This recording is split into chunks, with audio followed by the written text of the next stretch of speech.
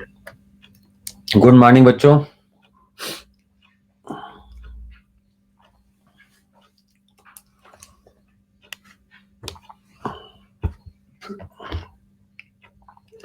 तो आज तो सारे हिंदी साहित्य वाले ही होंगे हैं। आज तो और कोई बच्चे जीएस वाले होंगे नहीं, जिनका हिंदी साहित्य होगा वही होंगे। ठीक है, चलो बच्चा एक सेशन लेते हैं।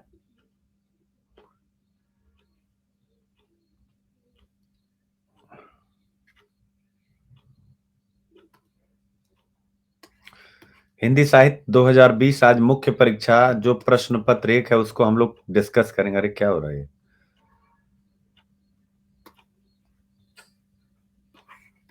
प्रश्न पत्र 1,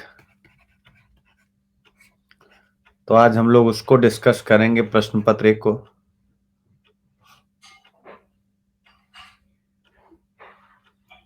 ठीक है बेटा, ले लूंगा। भाषा खंड पर भी मैराथन ले लूंगा। और ये जुगल की हेल्प करो बेटा, प्लस के तो काफी बच्चे हैं अभी मुझे दिख रहे हैं। ये जुगल की हेल्प कर दो। ये कह रहे हैं कि इनसे क्लास ओपन नहीं हो रही है।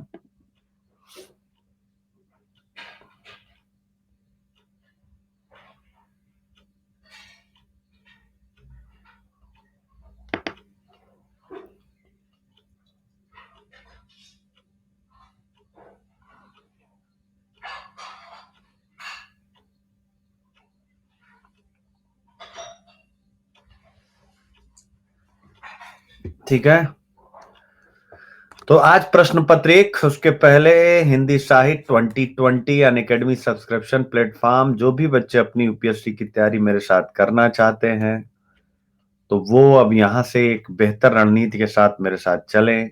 रणनीति क्या है? यानी जिनको 2021 अपनी जेब में करना है, जिनको भी 2021 अपनी जेब में करना है, थोड़ा एक विज्ञापन कर लो बेटा, ठीक है ना? तो जिसको भी अपनी तैयारी करनी है तो देखो, हिंदी साहित्य के लिए क्लास स्टार्ट है, ये मैं समझना ऐड कर रहा हूं। हिंदी साहित्य के लिए जो काम आप सब करने वाले थे अब वो मैं करने वाला हूं। यानी जिसको जो भी दिक्कत थी, जिसको जो भी दिक्कत थी, किसी को भी, यानी सबसे बड़ी दिक्कत क्या होती है? वो होती है आंसर राइटिंग। यानी आंसर राइटिंग, और आंसर राइटिंग में सबसे बड़ी समस्या होती है कि हम कंटेंट को मैनेज कैसे करें। यानी आंसर राइटिंग का मतलब होता है कंटेंट का मैनेजमेंट। क्या कभी इस शब्द को सुना था कि आंसर राइटिंग का अर्थ होता है, आंसर राइटिंग का अर्थ है कंटेंट का मैनेजमेंट? शायद नहीं सुना होगा। तो आज सब लोग अपने अपने, क्योंकि एक बहुत, कल जिन बच्चों ने भी कहा, देव ने कहा और भी बच्चों ने कहा अपनी प्लस की क्लास में, तो ये बड़ा साउंड लगा मुझे, बड़ा अच्छा लगा कि चल यार कुछ ऐसा करते हैं जिसमें ये ना देखें कि कितने बच्चे आ रहे हैं कितने नहीं आ रहे हैं। जो बच्चे मुझसे पढ़ चुके हैं उनके लिए कुछ स्पेशल किया जाए। अमितेश कुमार मेरे कोर्स से आएंगे बेटा तो ये पढ़ाएंगे। एक मिनट रुक जाओ, ये अमितेश पूछ रहे हैं कुछ बच्चे। अमितेश पूछ रहे हैं, अमितेश कुमार सर आपके कोर्स से आएंगे तो आप क्या क्या पढ़ाएं? ऑप्शनल, एसे, एथिक्स, एनसीईआरटी, पूरा प्रीलिम्स, द हिंदू, यानी पूरी यूपीएससी पढ़ाएंगे अगर आप आते हैं। ठीक है, हमारी पढ़ाई तो एग्जाम पढ़ाएंगे, उससे भी अच्छा यूपीएससी पढ़ाएंगे। यूपीएससी में जो आपको चाहिए वो सब पढ़ा देते हैं। ठीक है, आंसर राइटिंग का अर्थ है, और सबसे बड़ी ऋचा, ओके बेटा, श्रीवास्तव, ऋचा श्रीवास्तव, ठीक है ले लो। और सबसे बड़ी बात है Amitesh, this is the fact, आप आज नहीं आएंगे तो आप 5 साल के बाद आएंगे। आएंगे, हो सकता है उस टाइम में मुझसे अच्छा कोई उभर जाए, मैं ये नहीं कह सकता हूं, लेकिन अभी तक तो यही ट्रैक रिकॉर्ड है कि प्रारंभ में नहीं आते हैं मेरे पास, लेकिन 3-4 अटेम्प्ट के बाद तो आते ही आते हैं, क्योंकि तब उनको पता लगता है कि रास्ता यहीं से होके जाएगा। बाकी आपकी अपनी मर्जी भैया। कंटेंट का मैनेजमेंट, तो आंसर राइटिंग क्या है? कंटेंट का मैनेजमेंट। तो आज हम लोग पहला काम करेंगे कि अपने दीवार पे जहां पर भी हम पढ़ते होंगे, आपकी वॉल या जो भी, तो वहां ये फार्मूला लिखिएगा, answer writing is equal to content का मैनेजमेंट। यानी आपने कबीर पढ़ा, आपने सूर पढ़ा, आपने संत साहित्य पढ़ा। हाँ हाँ मितेश बेटा, बिल्कुल आ सकते हैं, ठीक है ना। आपने अपभ्रंश पढ़ा, आपने पुरानी हिंदी पढ़ा, ठीक है ना। कुछ भी आपने पढ़ा, उसका मैनेजमेंट करना है। तो क्या ये कन्विंसिंग लगी आज की डेफिनेशन? हिंदी साहित्य या कोई भी आंसर राइटिंग है कंटेंट का मैनेजमेंट। और इस कंटेंट के मैनेजमेंट को दो फार्मूलों से जानते हैं, जिसे हम कहते हैं डिमांड और हम सप्लाई। यानी डिमांड का मतलब होता है यूपीएससी। इसको, इस चार्ट को बना लीजिएगा अपने घर के सामने, मतलब अपने जहां भी आपका ऑप्शनल का होता होगा। डिमांड का मतलब होता है यूपीएससी के द्वारा पूछा गया, और सप्लाई का मतलब होता है कि जो आपको कोई टीचर, आप खुद जो कंटेंट दिया गया। तो याद रखिएगा, डिमांड यूपीएससी के द्वारा और सप्लाई जो कंटेंट आपको दिया गया है उसके द्वारा। इसीलिए मैंने इसको कंटेंट का मैनेजमेंट कहा, क्योंकि अभी आप लोग भी देखेंगे कि हम लोगों ने जिस हिसाब से, मतलब जिस हिसाब से हम क्लास प्लान कर रहे हैं, जिस हिसाब से हम चल रहे हैं, तो ऑब्वियस है कहीं ना कहीं यहां पर एक बड़ा बेस आपका ये बनेगा, आपका एक बड़ा बेस ये बनेगा। और बेस ये बनेगा कि आप कंटेंट को मैनेज कैसे करते हैं, आज सीखेंगे। जो प्लस वाले बच्चे थे, आप सबका भी यही कंसर्न था कि सर पढ़ तो लिए हैं लेकिन कंफ्यूजन है, क्या करें। तो जो कंफ्यूजन होता है वो एक दो पंक्तियां, एक दो कॉन्सेप्ट, वो मैटर नहीं करते। मैं हमेशा से मानता हूं कि अगर आपकी एक सामान्य समझ है, तो अगर आप कबीर का रहस्यवाद पढ़ रहे हैं, कोई एक पॉइंट नहीं समझ रहा, उसको स्किप कर जाइए। कोई एक पॉइंट नहीं आ रहा, मेरा हमेशा से मानना होता है, चूंकि ये कंपटीशन है। अगर बाउंसर आ रहा है, जैसे आप मैच खेल रहे हैं, बाउंसर आ रहा है तो सर नीचे कर लीजिए, ठीक है, और गेंद को जाने दीजिए, उसको सम्मान दीजिए। मुंह के पास आ रहा, पीछे हट जाइए। तो हमेशा ये जो प्लेयर्स होते हैं, जो स्पोर्ट्स स्पिरिट होती है, अगर वो आपके अंदर है, जो प्लेयर्स होते हैं, जो स्पोर्ट्स स्पिरिट होती है, अगर वो वाली फीलिंग है, तो आप फिर थोड़ी चीजें अगर एक दो नहीं भी आ रही, आप उसको स्किप करके चल सकेंगे। क्यों? क्योंकि 50% अगर आप मार्क्स लाते हैं तो ये अच्छा मार्क्स होता है, और थोड़ा सा और 55% लेके आए तो 280 नंबर इज अ गुड, आपको यूपीएससी में टॉप रैंक दिलाने के लिए। इसके ऊपर आपका थोड़ा एक्स्ट्रा एफर्ट वो काम कर जाता है, ठीक है। तो फिर इतना करने के बाद, डक वक करने के बाद, यानी बाउंसर आ रहा है, लास्ट में रह जाता है कि आप की जो सबसे बड़ी समस्या, पढ़े हुए को मैनेज करके 150, 200, 250 शब्द में पिरोना। तो हम लोग यही करने जा रहे हैं, यानी कंटेंट का मैनेजमेंट। तो जो 2021 में दे रहे हैं या 22-23 में देंगे, उनके लिए एक बहुत बड़ा यहां पर ये रहेगा कि अब वो कम से कम एक रास्ता उनको मिल जाएगा।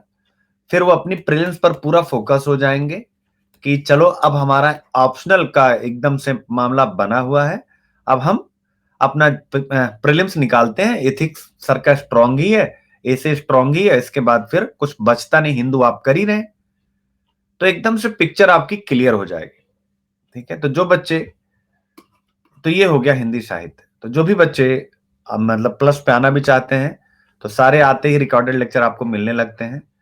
और जो बच्चे यहाँ आना चाहें, ऑप्शनल ऐसे ethics the Hindu prelims NCERT based मेरी स्ट्रेटजी है, और उसके लिए आप जीएस सब्सक्रिप्शन, अभी कॉम्बो ऑफर चल रहा है। कॉम्बो का मतलब होता है, बट कोड मत यूज करिएगा, मैं पहले कह रहा हूं, इसलिए मैं नहीं कह रहा हूं कि फिर देखिए बाद में आप हमारे ही गले पड़ते हैं, ऑब्वियस है। तो ये इसके अलावा यूज मत करिएगा, और यूज करने के बाद मैं पहले कह रहा हूं आप हमारे स्टाफ के नंबर पे ये कोड भेज दीजिएगा, ठीक है ना। और तब जो है आप हमारे साथ कनेक्ट हो पाते हैं, नहीं तो फिर आप पढ़ेंगे तो आप, ऐसा तो नहीं कि हम पढ़ाएंगे नहीं अगर ये कोड यूज नहीं करते, पढ़ाएंगे, लेकिन ऑब्वियस है कि जो आप अटेंशन चाहते हैं वो इसलिए नहीं मिल पाएगा क्योंकि फिर इतने बच्चे हो जाते हैं आदमी किसका, मेरे तो कोर्ट से हजारों बच्चे आए हुए हैं, तो ऑब्वियस है। तो कॉम्बो ऑफर है, और बट इसके लाइव कोड ही यूज करना याद रखिए। उसमें क्या है, 1 साल 2 साल जो भी आप आते हैं तो आपका ऑप्शनल और जीएस दोनों आप 14% का डिस्काउंट है, 14% का, तो ये थोड़ा अच्छा है। हाँ हाँ शेखर बेटे बिल्कुल। हाँ हाँ आदित्य बेटा, ऑप्शनल तो लेके 1.5 महीने में खत्म करो। अभी कल कोई बच्चा था, उसने मेरा प्लस का था, मुझे नहीं पता है, वो कह रहा था 1.5 महीने हुआ सर, पूरा ऑप्शनल खत्म कर दिया मैंने। जैसे यहाँ ऑप्शन होता है ना, सुबह से शाम आप हिंदी पढ़ रहे हो, तो ये फायदा होता है। तो आप कॉम्बो ऑफर चल रहा है, फटाफट आ जाओ। और अगर केवल ऑप्शनल ही चाहिए तो 1 साल से कम मत आओ, क्योंकि आंसर वंसर राइटिंग सब मिला के 1 साल लग ही जाता है, ठीक है ना। तो ये हो गया आपका, ठीक है। तो आ जाना फटाफट सब लोग। और ये प्री टॉप 50 चैप्टर आज उम्मीद है सबमिट हो जाएगा, हमारी तरफ से फिल कर दिया गया है, तो आप हमारे साथ कनेक्ट हो सकते हैं। चलो बच्चों, हिंदी साहित्य,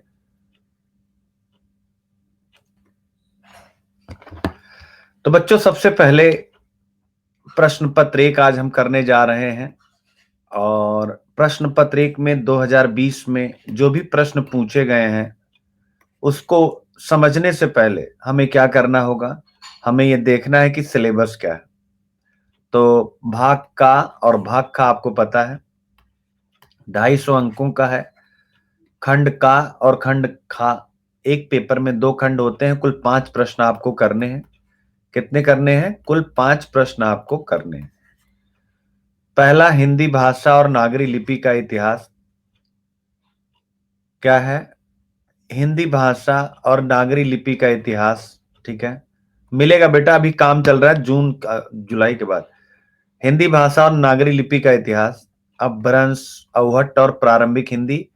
तो अब आप सिलेबस को ध्यान रखिएगा, तो इससे क्या होगा आपको ये पता लगेगा, ठीक है, ये पता लगेगा कि किस हिसाब से प्रश्न पूछे जाते हैं। तो एक बार सरसरी निगाह से मत, ठीक है। तो अपभ्रंश, अवहट्ट और प्रारंभिक हिंदी। मध्यकाल में ब्रज और अवधी का साहित्यिक भाषा के रूप में विकास। मध्यकाल में ब्रज और अवधी का साहित्यिक भाषा के रूप में विकास। फिर कह रहा सिद्धनाथ साहित्य, खुसरो, संत साहित्य, रहीम आदि कवियों और दक्कनी हिंदी में खड़ी बोली का प्रारंभिक स्वरूप। फिर क्या है, 19वीं शताब्दी में खड़ी बोली और नागरी लिपि का विकास। फिर अगला क्या, हिंदी भाषा और नागरी लिपि का मानकीकरण। फिर क्या, स्वतंत्रता आंदोलन के दौरान राष्ट्रभाषा के रूप में हिंदी का विकास। और फिर क्या, भारतीय संघ की राजभाषा के रूप में हिंदी का विकास। तो आप ये यहां पर देख सकते हैं। तो एक तो ये चीज हो गई आपकी। फिर इसके बाद हिंदी भाषा का वैज्ञानिक और तकनीकी विकास। हिंदी की प्रमुख बोलियां देखिए, वैज्ञानिक और तकनीकी विकास आया हुआ है। फिर कह रहा है नागरी लिपि की प्रमुख विशेषता, उनके सुधार के प्रयास तथा मानक हिंदी का स्वरूप और मानक हिंदी की व्याकरणिक संरचना। तो ये सारी बातें हैं। नागरी लिपि वगैरह देखिए, डायरेक्ट क्वेश्चन पूछा हुआ, ठीक है। तो चलिए स्टार्ट करते हैं आज की अपनी जर्नी यहां से।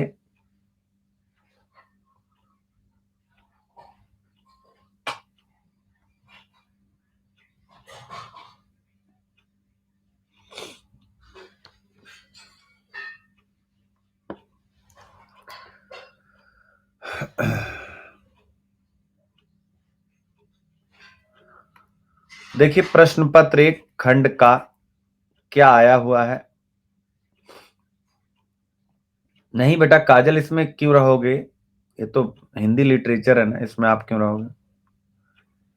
तो देखिए क्या कह रहा, पहला प्रश्न आया है, क्वेश्चन नंबर 1, निम्नलिखित प्रत्येक पर लगभग 150 शब्दों में टिप्पणियां लिखिए। क्या लिखिए? प्रत्येक पर 150 शब्द। 10 गुणे 5 इक्वल टू 50। तो ये पहला क्वेश्चन है, ये पहला क्वेश्चन है। अब देखिए जो पैटर्न है आपको पता होगा, और प्लस वाले बच्चे बताएं क्या इसी पैटर्न पर आपको नोट्स नहीं मिले हैं? फटाफट बताते जाइए, एकदम यही पैटर्न नोट्स मिले हैं कि नहीं मिले? ठीक है, तो खैर आप लोगों का कमेंट और बच्चे देख भी नहीं पाएंगे आप, लेकिन आप लोग बताएंगे तो मुझे अच्छा लगेगा कि चलो मतलब हम लोग सही चल रहे हैं। आपका कमेंट और बच्चे देख नहीं पाए। अच्छा, देख रहे हैं, ठीक है। तो अब देखिए व्याकरण कितना आसान है। व्याकरण, व्याकरण आप बचपन से पढ़ते हैं। व्याकरण आप बचपन, संज्ञा, क्या आप पढ़े कि नहीं? संज्ञा, सर्वनाम, क्रिया विशेषण, फिर क्रिया विशेषण, ठीक है, लिंग, वचन, काल, विभक्ति। आप देखिए कम से कम बिना पढ़े, बिना पढ़े ये पहली चीज आपकी क्लियर है। बिना पढ़े हुए पहली चीज क्लियर है। बच्चों सीखते भी चलिएगा कि जो जो लोग भाषा को बहुत कठिन समझते हैं, जो लोग भाषा को कठिन समझते हैं उनके लिए ये उत्तर है कि मेरे प्यारे बच्चों भाषा इतना आसान है। क्यों? क्योंकि अगर दो लिखना होता है, एक ध्वनि संरचना, प्लस वाले सारे बच्चे टाइप करते चले जो पढ़े हुए हैं, और दूसरा व्याकरणिक संरचना। ये दो चीज आपको लिखनी पड़ती है। और तीसरा किसी भी भाषा का साहित्यिक अवदान। क्या लिखना होता है? साहित्यिक अवदान। अवदान मतलब योगदान, यानी उनका साहित्य में, यानी कोई भी साहित्य लिखा गया, जैसे मान लीजिए कबीर का है, भक्ति काल का है, कुछ भी। तो ध्वनि संरचना में क्या होता है बच्चों? ध्वनि, हम मैं बोल रहा हूं ना, जैसे मैंने बोला बोला, आ, समझ रहे ना? देखो आवाज आ रही ना। तो ध्वनि के लिए जो भाषाई व्यवस्था है, ठीक है ना, कैसे बोलते हैं हम? स्वर, जो मैं बोल रहा हूं तो उसमें कुछ स्वर होंगे और कुछ व्यंजन होंगे, यही तो होगा ना। तो बेटा व्याकरणिक में केवल आपको यही पढ़ना होता है, स्वर और व्यंजन। क्या ये बचपन में नहीं पढ़े आप? क्या सारे बच्चे बचपन में स्वर और व्यंजन नहीं पढ़े? अभी मैं इससे डीप नहीं जाऊंगा। फिर व्याकरणिक संरचना में क्या आप संज्ञा नहीं पढ़े हैं? क्या सर्वनाम नहीं पढ़े? क्या आप क्रिया नहीं पढ़े? फिर आपने, क्या आप विशेषण नहीं पढ़े, यानी जो किसी की विशेषता बताए? क्या आप क्रिया विशेषण नहीं पढ़े? क्या आप क्रिया विशेषण नहीं पढ़े? फिर क्या आप लिंग नहीं पढ़े? फिर क्या आप वचन नहीं पढ़े? ठीक है ना, इत्यादि इत्यादि। फिर आप शब्दकोश नहीं पढ़े, क्योंकि सारा लिख ही नहीं सकते, विभक्ति वगैरह बहुत कुछ है। विभक्ति है, काल है, फिर शब्दकोश होता है। शब्दकोश में देशज, विदेशज, तत्सम, तद्भव। ठीक है, आपने क्लियर है बेटा? अब यहां पर क्या है? अरे यार प्लीज कल्याण बेटे, तुम प्लस पे हो क्या? कल्याण चौर से मुझे लगा तुम प्लस पे हो, ज्यादा परेशान लग रहा। थोड़ा शांति बनाए रखो, ठीक है? अभी जो करा रहे हैं उसको सीखो, अगली चीज की डिमांड चालू है। आप लोग अपनी अपनी असफलता के लिए जिम्मेदार खुद होते हो बेटा। एक चीज चल रही है, आज कोशिश करो कि सर के साथ जब भाषा की क्लास खत्म हो तो आपको एक साई ऑफ रिलीफ हो। साई ऑफ रिलीफ का मतलब क्या होता है? कि हमारा एक मतलब सुकून लगे कि हाँ यार थोड़ा सा अच्छा लगा कि चीजें कुछ क्लियर हुई। मैं नहीं कहता हूं एक बार में 100% क्लियर हो जाए, लेकिन जब हम 2013 तक के सारे क्वेश्चंस करेंगे तो चीजें हमारी क्लियर होना शुरू हो जाएंगी। फिर आप प्रैक्टिस करेंगे और क्लियर होंगी, और प्रैक्टिस करेंगे और क्लियर होंगी, ठीक है? तो यहां पर देखो बच्चों, तो कभी क्या पूछता है? कभी ध्वनि संरचना पूछता है, कभी व्याकरणिक संरचना, और कभी पूरा।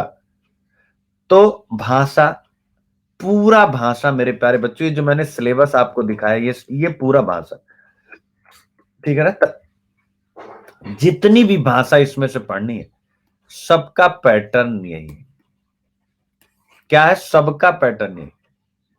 और ये सिलेबस आपको देख के बड़ा लगता है, लेकिन अगर आप अपभ्रंश, अवहट्ट, प्रारंभिक हिंदी ये सारा देखेंगे, अपभ्रंश, अवहट्ट और प्रारंभिक हिंदी ये सारा देखेंगे, तो बच्चा ये अपभ्रंश और अवहट्ट एक है। केवल डा और ढा जो आज हम इस्तेमाल करते हैं ये अपभ्रंश में आया, सॉरी अवहट्ट की देन है।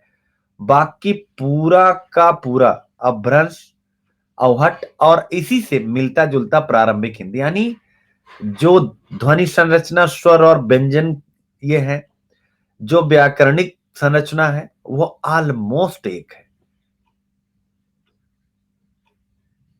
ठीक है ना। तो अब देखिए सेम ब्रज भाषा, जब भी ब्रज भाषा आप पढ़ेंगे तो उसमें भी आपको ध्वनि संरचना, उसमें भी व्याकरणिक संरचना, उसमें भी आपका जो है साहित्य, क्या बोल सकते हैं, शब्दावली और देश साहित्यिक योगदान, तो 4 पैटर्न पर पढ़ना होता है। जिस बच्चे को ये पहला अपभ्रंश, अवहट्ट और प्रारंभिक हिंदी याद हो जाता है फिर उसको कहीं दिक्कत नहीं होती, फिर थोड़े बहुत हेर फेर के साथ चीजें बनती चली जाती।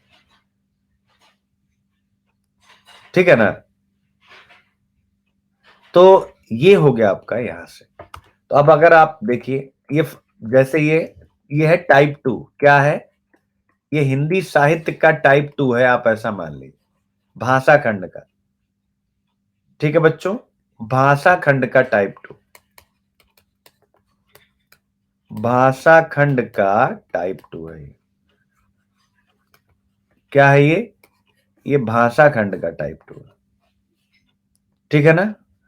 मतलब एक बार फिर से करा दूं, इसको प्लीज चार्ट बना लीजिए, तो जिससे जो बच्चे जहां भी हैं, चाहे मुझसे पढ़ रहे हैं या उनके पास किसी का नोट्स भी है, तो अपना काम कर सके। तो भाषा का टाइप 2, जैसे हम व्यवस्था का टाइप 2 पढ़े थे, सामाजिक, आर्थिक, राजनीतिक, धार्मिक, सांस्कृतिक, तो ये वैसे ही भाषा खंड का भी टाइप 2 है। क्या है, भाषा खंड का भी टाइप 2 है। तो इसमें क्या क्या है, सबसे पहले तो सबसे पहले है ध्वनि संरचना, फिर क्या है व्याकरणिक संरचना, क्या है ध्वनि संरचना, फिर क्या है व्याकरणिक संरचना, फिर क्या है बच्चों शब्दावली, क्या है शब्दावली, फिर क्या है साहित्यिक योगदान। ठीक है। तो ये 4 खंड में होता है। ये चारों खंड आप दिमाग में रखिए पहले, यानी मैं केवल आज ईज ऑफ डूइंग कर रहा हूं, या ईज ऑफ स्टडिंग समझ लीजिएगा। जैसे ईज ऑफ डूइंग बिजनेस होता है, तो वैसे ही ईज ऑफ स्टडिंग कर रहा हूं कि आपको एकदम क्लियरिटी हो जाए हर एक प्रश्न में। तो इस बार का जो पहला प्रश्न आया है वो इस पे आया था, भाषा का जो 4 खंड होता है उसमें व्याकरणिक संरचना पर। आने को कुछ भी आ सकता है, आने को कुछ भी आ सकता है। तो अब पहला आया था, ये बच्चों जब भी टिप्पणी होती है, यानी जब टिप्पणी, जो 5 क्वेश्चंस आते हैं टिप्पणी खंड में, प्रायः एक ही पार्ट को ही पूछता है। तो इसीलिए कहा जाता है कि पहले जैसे हमारे टाइम में और आपके टाइम में थोड़ा सा अंतर हो गया है कि अब आप बच नहीं सकते, आपको सारा पढ़ना पड़ता था। जब टिप्पणी आएगी तो कोई एक आएगा, लेकिन जब फुल क्वेश्चन आता है तो बड़ा खतरा होता है, क्योंकि अब आपसे पूछ लिया कि अपभ्रंश की विशेषताएं, क्या पूछ लिया, अपभ्रंश की विशेषताएं, अब इसकी भी विशेषता बताइए, इसकी भी, मतलब तब पूरा आता, तब 4 का चारों आएगा। तो हमारे टाइम में थोड़ा सा शब्द की सीमा ज्यादा होती थी, एक ही क्वेश्चन आता था तो 600 वर्ड हमें मिलता था लिखने को, और ये 300 अंकों का होता था। आपके टाइम में क्या हो गया है कि एक ही प्रश्न 3 खंड में हो गया है, तो थोड़ा सा और संक्षिप्त और सारगर्भित लिखने की आपको आवश्यकता पड़ती। क्यों? क्योंकि हम 600 वर्ड में लिखते थे, और आपको क्या कर दिया गया है, 3 क्वेश्चन कर दिया गया है, जिसमें आप 200 के अराउंड तीनों लिखते हैं। एक एक 20 नंबर का होता है, दो 15-15 नंबर के होते हैं। थोड़ा सा यहाँ खतरा है, यानी आपको यहाँ पर थोड़ा सा, चूंकि इतना ज्यादा और उसको कंसाइज करना, इसी वजह से आप देखेंगे कि 13 से 19 में जो रिजल्ट भी अच्छे हुए हैं, यानी जिनको हिंदी लिटरेचर में अच्छा मार्क्स मिला, या तो उनका बहुत ज्यादा एक्सपीरियंस रहा है, एक बैकग्राउंड अच्छा रहा, और तब भी उनको काफी टाइम लगा, जैसे निशांत जैन जी वगैरह। और दूसरा क्या है, जैसे इंग्लिश मीडियम के बच्चों का हुआ, क्या है, जैसे इंग्लिश मीडियम के बच्चों का रिजल्ट हो रहा है हिंदी साहित्य में, क्यों? क्योंकि उनकी कंसाइज वे में पढ़ने की एक आदत होती है, यानी साइंटिफिक मेथड से, जो मैं प्रायः सिखाया करता हूं। तो ये इस वजह से आपके लिए थोड़ा सा आंसर राइटिंग चुनौतीपूर्ण है, ठीक है। तो निम्नलिखित प्रत्येक पर लगभग 150 में टिप्पणियां लिखनी थी। तो क्या कहा था, अपभ्रंश और प्रारंभिक हिंदी। तो ऑब्वियस है, देखिए क्या है, ये कितना बढ़िया बना हुआ है। ये हो गया अंतर के आधार, बेटा क्या हो गया, अंतर के आधार, ठीक है, क्या हो गया, यानी अंतर के आधार। तो वही हो गया ना, व्याकरण पूछ रहा है, तो व्याकरण में क्या आएगा, संज्ञा, सर्वनाम, क्रिया, विशेषण, क्रिया, ठीक है ना, लिंग, वचन। अब जिस बच्चे को ये फॉर्मेट याद है, जिसको हमने कहा टाइप 2 टाइप 1 कुछ भी कर लीजिए, टाइप 2 टाइप 1, हाँ इसका पीडीएफ मिलेगा, यानी आप कुछ भी कह लीजिए, क्लियर है, टाइप 2 टाइप 1। तो जिस बच्चे को ये पैटर्न याद है, सच्ची बताओ, और वो हिंदी साहित्य से मुख्य परीक्षा लिख रहा है, तो क्या अगर उसने ऐसे फॉर्मेट में केवल ये पहला पार्ट लिख दिया जो आपको बताया गया, संज्ञा तथा कारक के आधार पर, लिंग व्यवस्था के आधार पर, वचन के आधार पर, सर्वनाम के आधार पर, विशेषण के आधार पर, क्रिया के आधार पर, तो कम से कम पहला कॉन्फिडेंस आएगा कि नहीं आएगा, कि यार पैटर्न तो पता है। अब आपको क्या चाहिए, एक क्वेश्चन में देखिए, डिमांड और सप्लाई से ही हम लोग चल रहे हैं, तो ये हमेशा याद रखिएगा, ठीक है ना। सबसे पहले डिमांड यानी प्रश्न, और सप्लाई यानी आपका आंसर। तो आपको फॉर्मेट पता है। अब ये हो गया अपभ्रंश, और ये हो गया आपका प्रारंभिक हिंदी। क्या हो गया, ये हो गया आपका अपभ्रंश, और ये हो गया आपका प्रारंभिक हिंदी। तो अब संज्ञा में क्या हो रहा था, विभक्ति का प्रयोग हो रहा था, नहीं हो रहा था। प्रारंभिक हिंदी में देखिए क्या कह रहा, अब यहां कहा गया कि विभक्तियों का प्रयोग आरंभ हो गया था, सॉरी, निर्विभक्ति यानी बिना विभक्ति के, कर्ता ने, कर्म को, कारण से, और ये सब विभक्ति पर, जो है परसर्ग, काल, ये सब आप पढ़े होते हैं। क्या पढ़े होते हैं, पढ़े होते हैं कि नहीं पढ़े होते हैं, यानी क्या आपने 10th में जो भी बच्चे हैं पढ़े हैं कि नहीं पढ़े?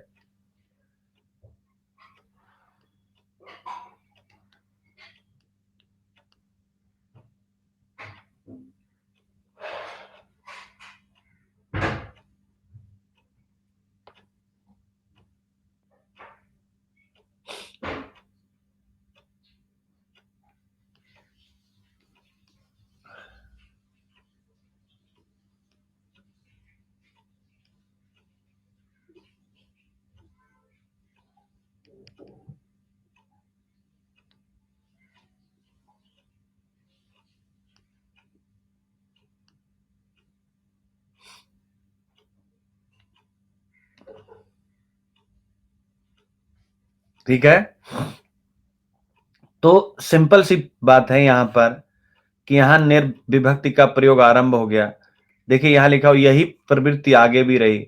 लिंग व्यवस्था, 3 लिंगों के स्थान पर 2 लिंग, ठीक है ना, यहां पर रहे। फिर देख लो कितना, वचन के आधार पर, अब देखिए 3 लिंग थे, यानी नपुंसक लिंग गायब हुआ। अब यहां पर क्या कहा गया कि एक और चेंज आया पुरानी हिंदी में, स्त्रीलिंग के शब्द छोटी ई शब्द से व्यक्त होने लगे, यानी ईकारांत होने लगे। अब यहां पर आपको एग्जांपल्स डालने पड़ेंगे, अब चूंकि मुझे पूरा पेपर करना है, और तो अब यहां पर आपको एग्जांपल्स डालने पड़ेंगे। वचन के आधार पर एक वचन, द्विवचन, बहुवचन, द्विवचन का लोप हो गया, ठीक है ना, यानी निर्विभक्ति का प्रयोग आरंभ हो गया, ठीक है।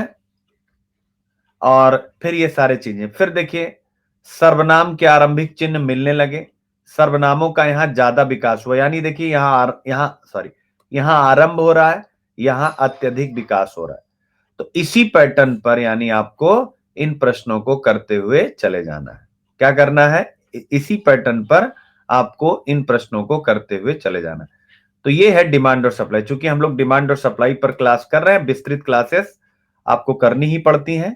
तो ठीक है, यही पैटर्न, अगर कुछ इसमें चेंज चाहते हैं प्रेजेंटेशन में तो कल आप बता दीजिएगा। आज मेरा यही था कि आपको फॉर्मेटिंग करना सिखा दूं, यानी बाकी आपके पास सिस्टम है ही है, नोट्स है ही, चाहे आपके पास मेरा है या यूट्यूब अरे किसी और का है। तो ये पैटर्न हो गया एक, क्योंकि पूरा लिखेंगे तो बहुत टाइम लग जाएगा, यानी 5-6 घंटे लगेंगे। अब दूसरा क्वेश्चन क्या था, यानी पहले प्रश्न का दूसरा वाला पार्ट, खड़ी बोली के विकास में संत साहित्य की भूमिका। खड़ी बोली के विकास में संत साहित्य की भूमिका। अब आइए यहां से स्टार्ट करें। ठीक है, सारी टिप्पणियां 150 शब्द में आपको लिखनी। अब बताने की आवश्यकता नहीं, खड़ी बोली के विकास में संत साहित्य यानी भक्ति काल में जो संत साहित्य है, तो संत साहित्यकार कौन कौन थे, यानी संत काव्य धारा। क्या कह रहे हैं? भक्ति काल में संत काव्य धारा। क्लियर है बच्चों? तो ऑब्वियस है कौन कौन थे, कबीर, दादू, मलुकदास, ये सब लोग। तो इसके प्रवर्तक कौन थे, इनके बारे में आपने बताया कि कबीर की भाषा में प्रारंभ से ही दिखाई देने लगता है, और इसी परंपरा में अन्य जैसे गुरु नानक देव पंजाबी, संत ज्ञानेश्वर महाराष्ट्र, मलुकदास, इन सब में भी दिखाई देता है। यानी सिंपल बता देना है कौन कौन से कवि हैं, और एक दो एग्जाम्पल के द्वारा अपनी बातों को प्रूफ कर देना है। तो मलुकदास की पंक्तियां कैसे आज की खड़ी बोली के निकट है।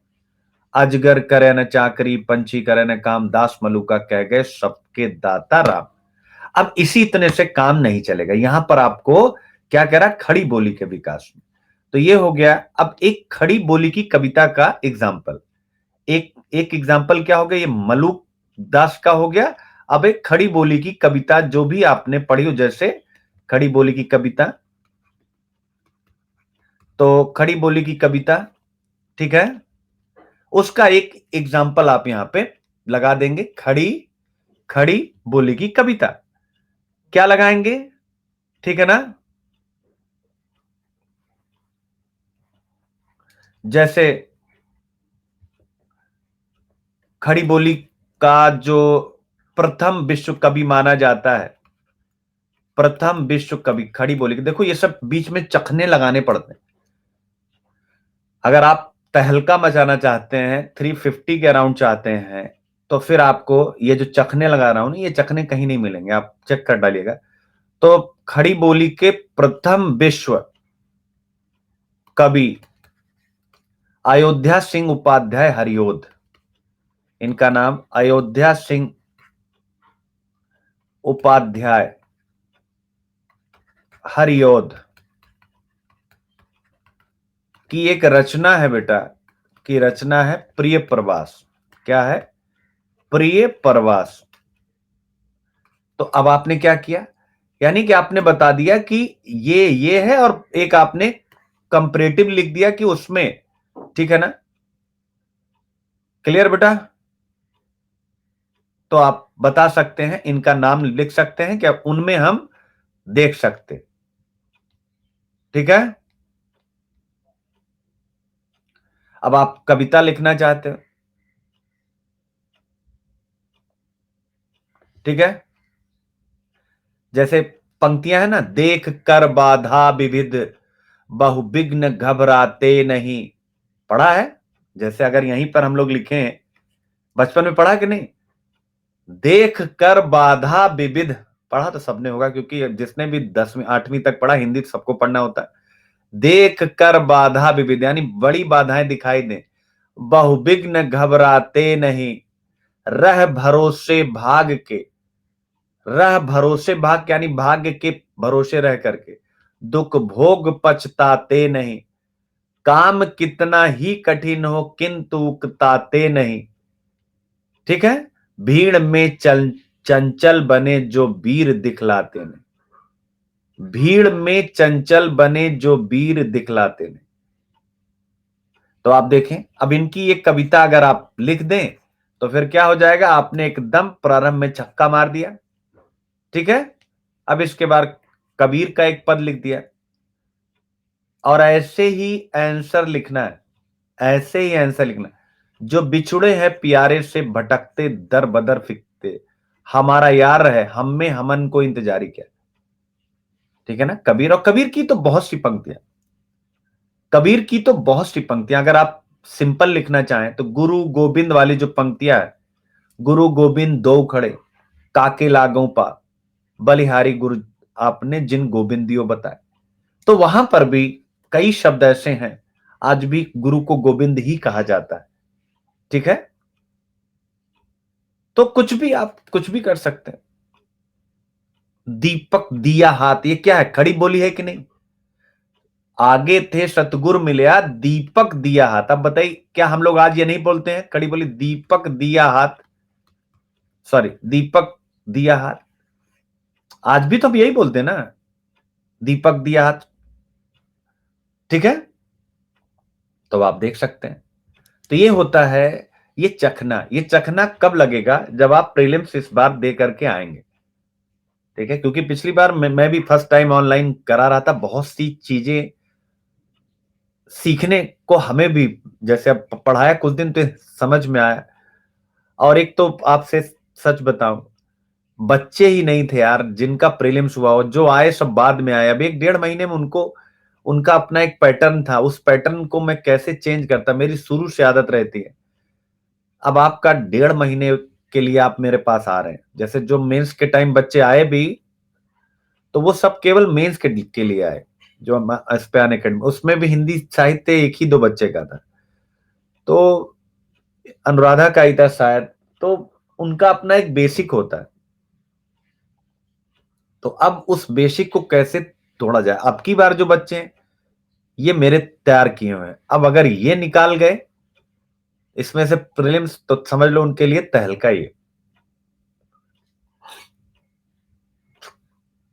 ठीक है, तो दरिया साहब, जात हमारी ब्रह्म है मात पिता है राम, गिरा, गिरा मतलब घर, हमारा सुन्न में अनहद में विश्राम।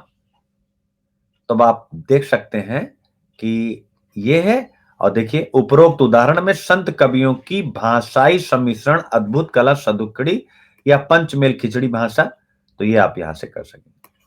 ठीक है बच्चों, आंसर कैसे लिखना है अब आपको ये पता लग रहा है ना, कि हमें केवल कुछ एग्जांपल्स की जरूरत है, बाकी और कुछ चाहिए नहीं। 150 शब्द कैसे हो जाएगा पता नहीं चलेगा। ठीक है, ये हो गया आपका। अब आगे आते हैं, तकनीक की भाषा के रूप में हिंदी कविता, यानी तकनीकी भाषा के रूप में। क्या है, तकनीक या तकनीकी भाषा के रूप में। तो ऑब्वियस है, बहुत बढ़िया प्रश्न है। तो तकनीक का मतलब कि जो कंप्यूटर की भाषा, या कंप्यूटर से पहले वाले युग में जो टाइपराइटर और जो प्रिंटर है, उसके साथ हिंदी किस प्रकार से अपना संबंध बनाती। तो देखिए क्या कह रहा है, यांत्रिक उपकरण, ऑब्वियस है। तो दो आधारों पर इसका विश्लेषण किया जाता है, पहला कंप्यूटर पूर्व यांत्रिकरण, और दूसरा है कंप्यूटरीकरण। क्या है, एक है कंप्यूटर पूर्व यांत्रिकीकरण और दूसरा है कंप्यूटरीकरण। तो कंप्यूटर पूर्व क्या रहा है, तो अब देखिए, सिद्धार्थ नामक मशीन पर शब्दमाला बनाई गई, और हमारा जो सीडैक तकनीकी संस्थान पुणे है उसने बनाया। फिर यहां जिस्ट लिखा होगा, इसको जिस्ट, जिस्ट लिखा होगा, जिस्ट कर लीजिए। जिस्ट तकनीक, यानी ये तकनीक, अब यहां तो एकदम कॉम्प्रेस कंटेंट है। अब देखिए, जिस्ट तकनीक का विकास, जिसके माध्यम से सारी भारतीय भाषा के लिए एक कीबोर्ड होता है ना, जिसपे आप टाइप, कुंजी पटल, और किसी भी भाषा में लिप्यांतरण, यानी कि हम किसी भी भाषा में लिपि को कन्वर्ट कर सकते हैं। फिर इसके बाद हुआ राजभाषा विभाग, जो भारत सरकार का, उसने एक सॉफ्टवेयर विकसित किया। ठीक है ना, तो राजभाषा ने क्या किया, एक सॉफ्टवेयर विकसित किया, उसका नाम था शाब्दिका। ठीक है, तो इससे भी तकनीकी भाषा के रूप में हिंदी को बहुत सहूलियत हुई। फिर इसके अलावा सूचना प्रौद्योगिकी संस्थान द्वारा अनुस्मारक, क्या है, अनुस्मारक सॉफ्टवेयर बनाया गया। फिर देखिए माइक्रोसॉफ्ट ने विस्टा नामक सॉफ्टवेयर विकसित किया, ठीक है, जो बिल्कुल यूनिकोड संकत है, यानी कि हिंदी की टाइपिंग और प्रिंटिंग के अनुकूल है, ठीक है ना। फिर नेट पत्रकारिता शुरू हो गई है, जैसे वेब दुनिया, ठीक है, ये सारी चीजें, और ये सब आपको नोट्स में दिया गया है, ठीक है।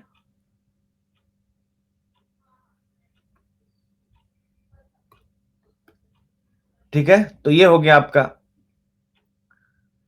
हिंदी नेस्ट.com, वेब दुनिया.com, साहित्य को समर्पित काव्यालय.com, अभिव्यक्ति.com, अनुभूति.com, ठीक है ना। तो ये आप यहां पर देख सकते हैं, ये दो वर्ड कंफ्यूजिंग, इसको काट देता हूं, इसको मत लीजिएगा, ठीक है ना। अनुभूति.com टाइपिंग में हो ही जाता है, अब इतना एक्सपर्ट टाइपिस्ट होते नहीं। परसों से यानी 2019 वाले क्वेश्चन से मैं लिखवा रहा हूं, मेरा फ्री हैंड लेक्चर होगा 2019 वाले से, मेरा फ्री हैंड लेक्चर होगा, तो वो ज्यादा आपको बेनिफिट करेगा, क्योंकि जब लिख उठता है मैं बंद जाता हूं। लेकिन एक शुरुआत ऐसे करनी थी जिससे आज एक पेपर हो जाता, क्योंकि लिखने में टाइम भी लग जाता, तो जिससे आपको एक आते हैं अगला। अब चौथी आ गई, हिंदी के स्वरूप निर्धारण में, यानी जो हिंदी भाषा आज बनी है उसमें भारतेंदु का क्या योगदान, बच्चों समझ गए। यानी हिंदी के निर्माण में, हिंदी के निर्माण में भारतेंदु का योगदान, ठीक है। तो ऑब्वियस है यार, भारतेंदु हरिश्चंद्र के बारे में अब देखिए, जो आंसर में लिखना है तो थोड़ा इसको थोड़ा समराइज करते हैं। जैसे तो नव जागरण के पुरोधा रहे हैं, नव जागरण के अग्रदूत रहे, कल हम लोगों ने प्लस में इनके बारे में पढ़ा, भारत दुर्दशा पढ़ा। तो खड़ी बोली को गद्य व पद्य में स्थान देने व विभिन्न विधाओं में लिखने वाले रहे, ठीक है ना। तो अब पूरा विभिन्न विधा कौन कौन सी उन्होंने शुरू की, ठीक है, कौन कौन सी विधा उन्होंने शुरू करी, यानी क्या क्या लिखा उन्होंने। तो आपको पता है वो नाटककार भी थे, वो पत्रकार भी थे, वह कवि थे, ठीक है, क्या थे, नाटककार, पत्रकार, कवि। तो इतनी बड़ी उनकी उपलब्धि थी, ठीक है। तो ऑब्वियस है हिंदी के विकास में इनका बड़ा योगदान रहा होगा,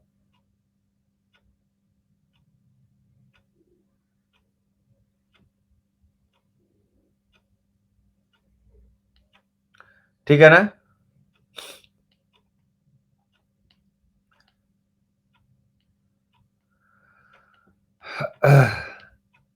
तो एक साथ नाटककार, पत्रकार, कवि, 18 वर्ष की आयु में ही पत्रकारिता शुरू किया, और कवि वचन सुधा नामक, अब उनका यहां सब परिचय पकड़ाना पड़ता है, कवि वचन सुधा नामक पत्रिका का संपादन किया। चूंकि ये जब बता देंगे तो ऑब्वियस हिंदी का विकास अपने आप हो जाएगा।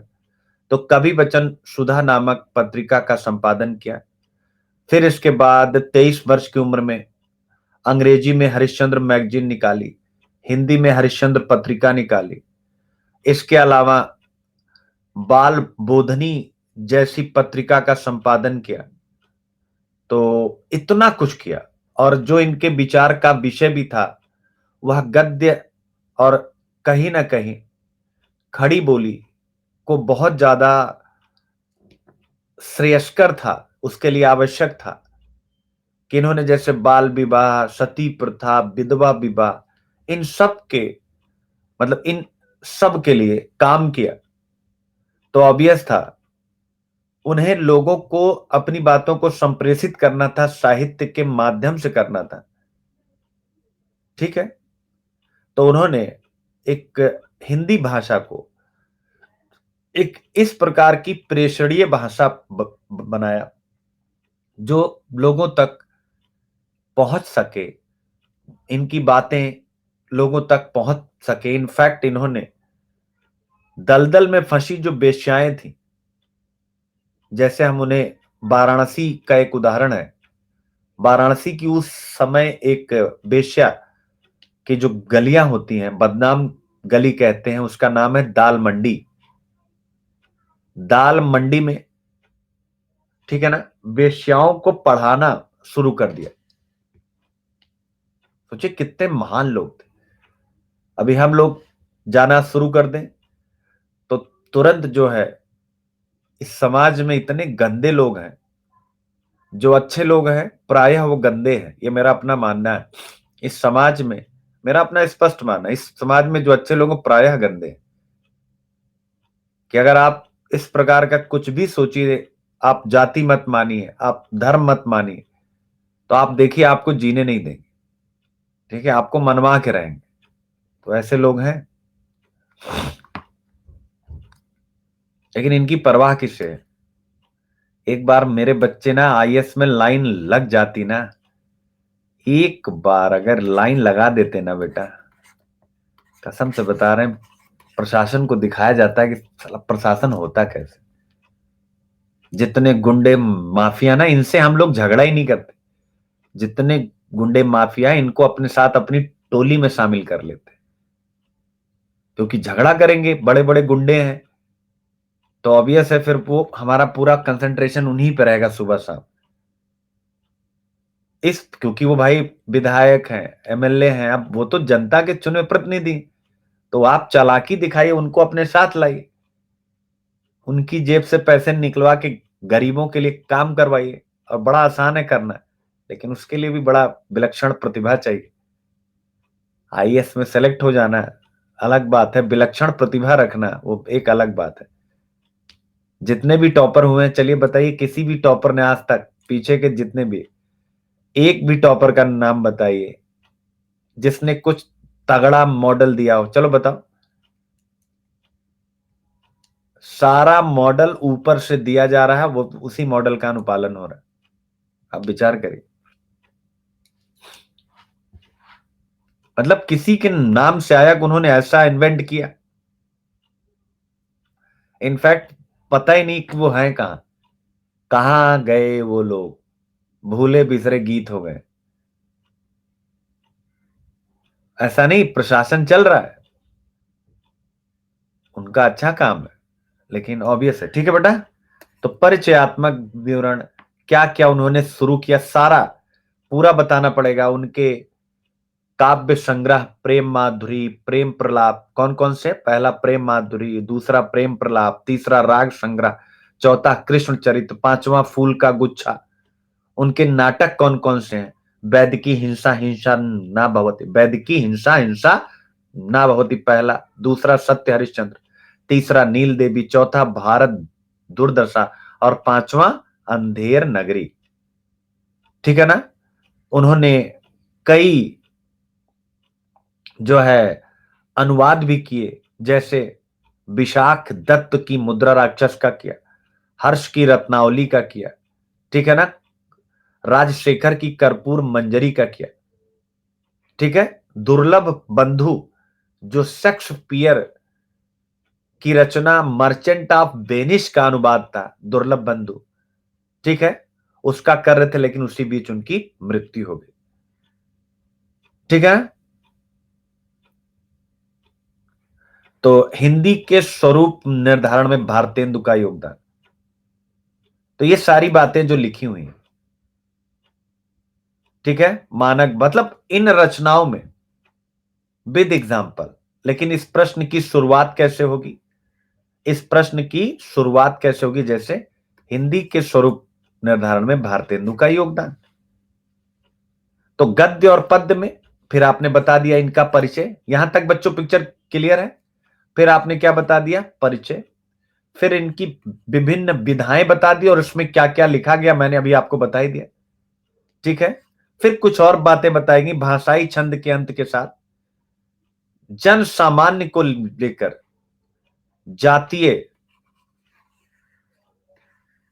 हिंदी साहित्य लेखन, मानक भाषा के रूप में हिंदी साहित्य के विकास की एक प्रक्रिया की शुरुआत, जिसे बड़ा आधार मिला द्विवेदी युग में। यानी इनके यहां व्याकरण की कमियां थी, लेकिन द्विवेदी युग ने व्याकरण सम्मत जो भाषा है उसको संपन्न किया, और फिर यही भाषा आगे चल के छायावाद, प्रगतिवाद, प्रयोगवाद और जन सामान्य की बोली हिंदी, इसी प्रक्रिया में निरंतर पुष्पित पल्लवित हुई।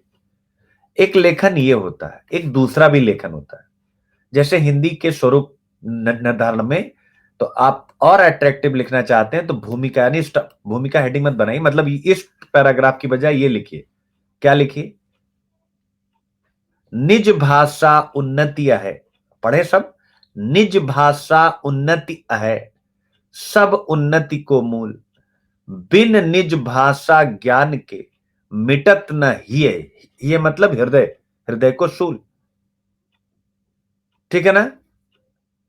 निज भाषा यानी अपनी भाषा को वो महत्वपूर्ण मानते थे। उन्नति यानी कि अपनी भाषा ही समस्त उन्नतियों का आधार है। तो हिंदी उनकी निज भाषा की उन्नति की अवधारणा के साथ उनके काल में आगे बढ़ी।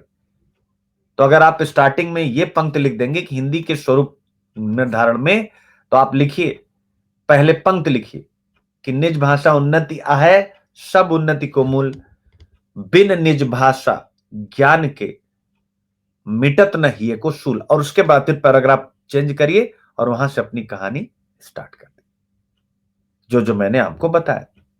ये एक स्ट्रक्चर है बच्चों, केवल बाकी जो मैं बता रहा हूं वो आपको करना। अब अगला होता है आपके सामने, यानी आपकी 5वीं टिप्पणी क्या होती है? देवनागरी लिपि का मानक स्वरूप। ठीक है बच्चों, देवनागरी लिपि तो ऑब्वियस है, देवनागरी लिपि क्या है? ठीक है, तो सबसे पहले, यानी ये तो एक बता दिया गया जैसे परिचय। ठीक है, प्रसिद्ध विद्वान चितले की पुस्तक देवनागरी लिपि स्वरूप और विकास का उल्लेख करना चाहिए आपको।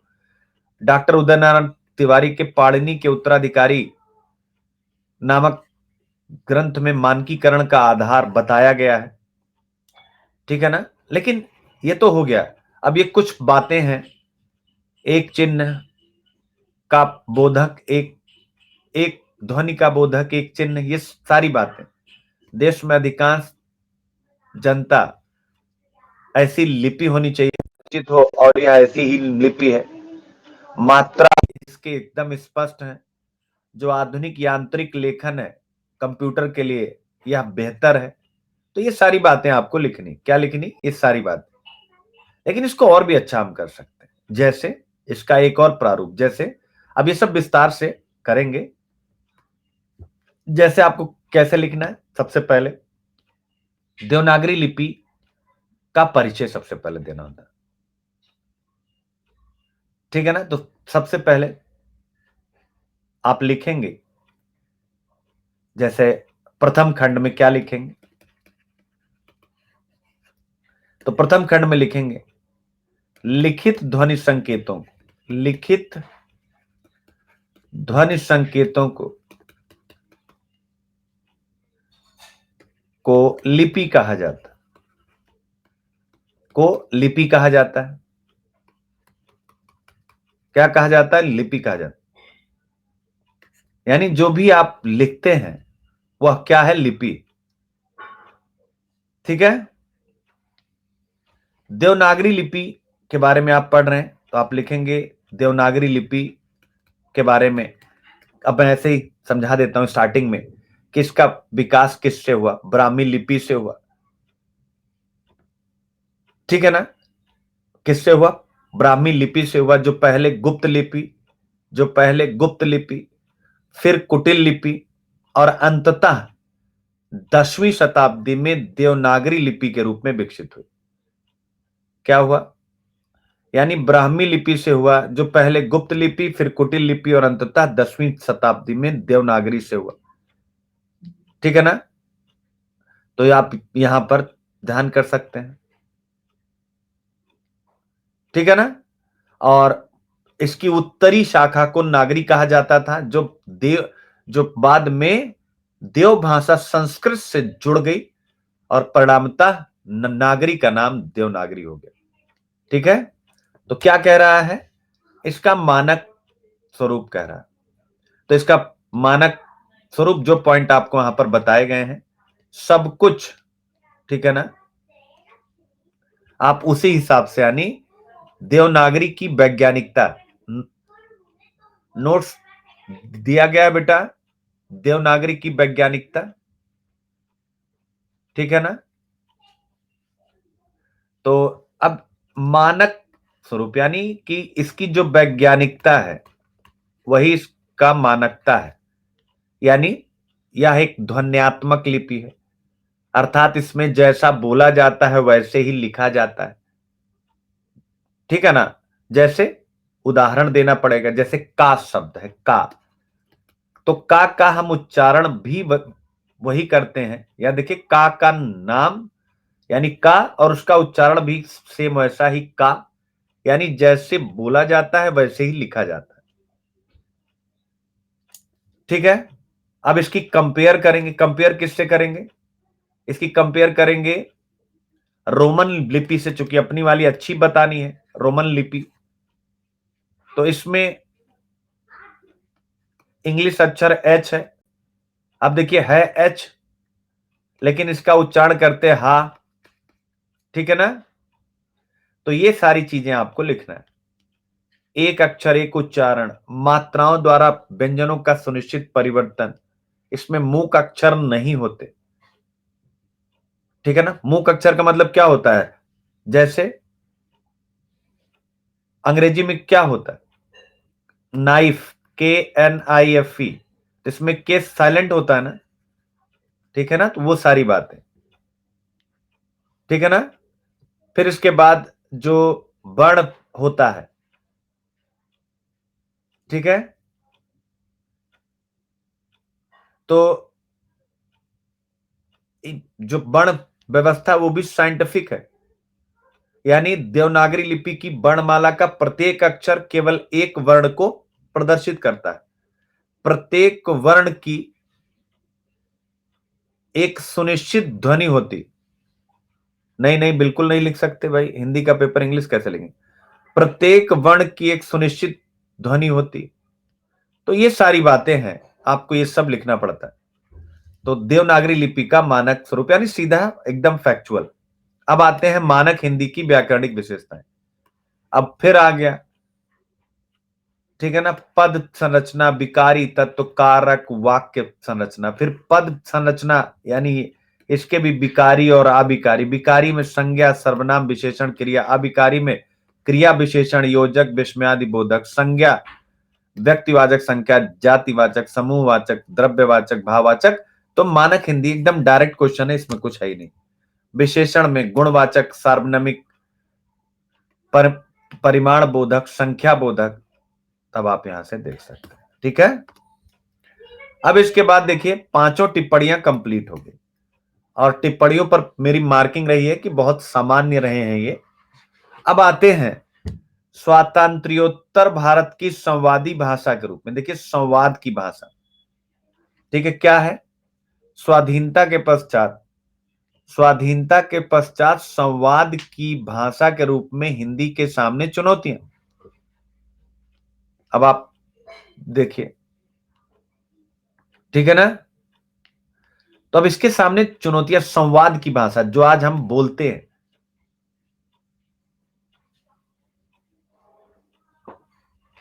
ठीक है। तो चुनौतियां क्या है कि आज जो सरकारी, जो हमारी सरकारी हिंदी है वही सबसे बड़ी चुनौती है। तो हिंदी के प्रयोग की संवाद की भाषा के रूप में, ठीक है। तो जैसे हम लोगों ने इकोनॉमिक सर्वे में देखा था, क्या देखा था, हाँ, तो वो सब यहां एग्जाम्पल के रूप में आएंगे, वो सारी चीजें यहां पर क्या आएंगी,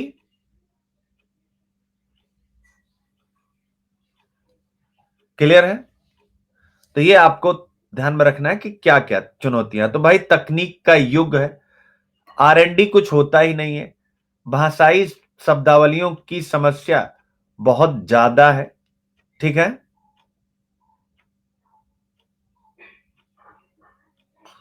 ठीक है, तो स्वातंत्र्योत्तर भारत में भाषा के रूप में हिंदी के प्रयोग की चुनौतियां तो बहुत सामान्य सा है।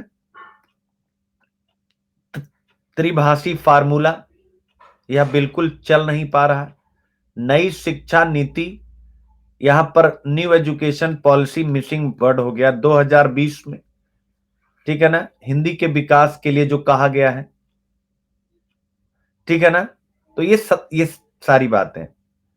फिर प्राथमिक शिक्षा के स्तर पर अंग्रेजी ब्रांड, वैश्वीकरण के युग में पूंजीवाद का झुकाव, कहीं न कहीं संवाद शैली में सहज और प्रभुत्वशाली वर्ग की भाषा अंग्रेजी की तरफ, राजनेताओं का जो प्रतिनिधित्व करता है, जो हिंदी का प्रतिनिधित्व करता है, वह भी संसद में अंग्रेजी बोलता है।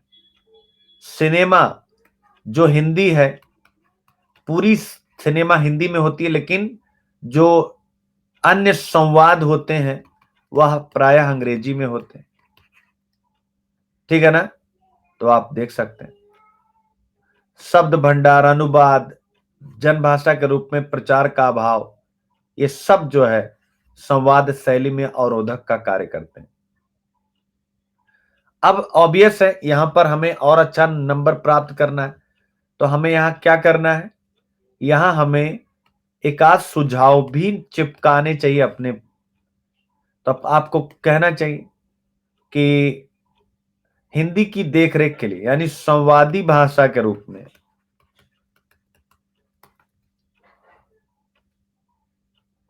संवादी भाषा के रूप में हिंदी के विकास के लिए हमें क्या करना है, एक अस्थाई आयोग बनाने की आवश्यकता है। देख सकते हैं जैसे अस्थाई आयोग जो संवादी भाषा के रूप में, जो संवादी भाषा के रूप में हिंदी के प्रयोग की चुनौतियों का समाधान करे, ठीक है, वो केवल फोकस करे इसी बात पर। तो एक सुझाव, यह सुझाव आपको अच्छा खासा नंबर दे देगा, चूंकि चुनौतियां भले उसने सुझाव नहीं पूछा, लेकिन एक पॉइंट में आप सुझाव चिपका देंगे, ठीक है ना। क्लियर बेटा।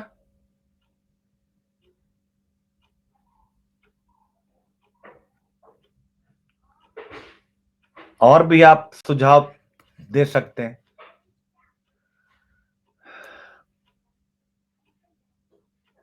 जैसे ऑक्सफोर्ड डिक्शनरी, ये अच्छा सुझाव है। जैसे ऑक्सफोर्ड डिक्शनरी, ये आपको आंसर में लिखना है।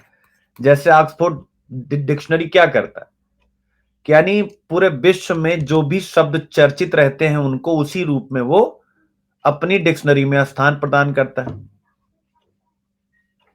यानी जो भी बोलचाल की भाषा आती, जैसे कोई भी वर्ड प्रचलित हुआ, दुनिया के देशों और नगर की भाषाओं के बोलचाल के शब्दों को वह प्रत्येक वर्ष अपने शब्दकोश में समाहित कर लेता है। तो ऐसे में इसी ऑक्सफोर्ड डिक्शनरी की तर्ज पर एक भारत की डिक्शनरी बननी चाहिए।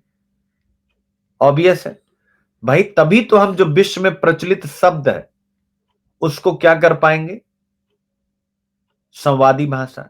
और आज संवादी भाषा में एक सबसे बड़ी चुनौती है कि आज इंटरनेट पर हिंदी, इन इन सारे पॉइंट्स के बाद, मतलब ये तो बाद के पॉइंट है, यहां एक पॉइंट और मेरे दिमाग से उतर गया, इंटरनेट पर हिंदी। यानी आज इंटरनेट पर संवाद की दृष्टि से हिंदी अंग्रेजी की तरह लिखी जाती है। भाई आजकल दो प्रकार की दुनिया है ना, एक वर्चुअल संवाद है, एक वास्तविक संवाद है। एक वर्चुअल संवाद है और एक वास्तविक संवाद है। तो जो वर्चुअल संवाद है वहां पर संवाद लिख रहे हैं ना बेटा, संवाद लिख रहे हैं ना, तो चुनौती क्या है भाई, जो वर्चुअल संवाद है उसमें हिंदी अंग्रेजी भाषा में लिखी जा रही। कैसे, मैं आता हूं, आपने किसी से कहा मैं आता हूं, तो आप क्या लिखते हैं? MAIAATA, आता हूं। तो ये है संवाद की चुनौतियां, ये है संवाद की चुनौतियां इंटरनेट पर। क्लियर है कैसे करना है? और ये सब प्रैक्टिकल है, आप सब इस पर विचार करिए। अच्छा यार, हाँ ये दिक्कत होती है, वो दिक्कत होती है।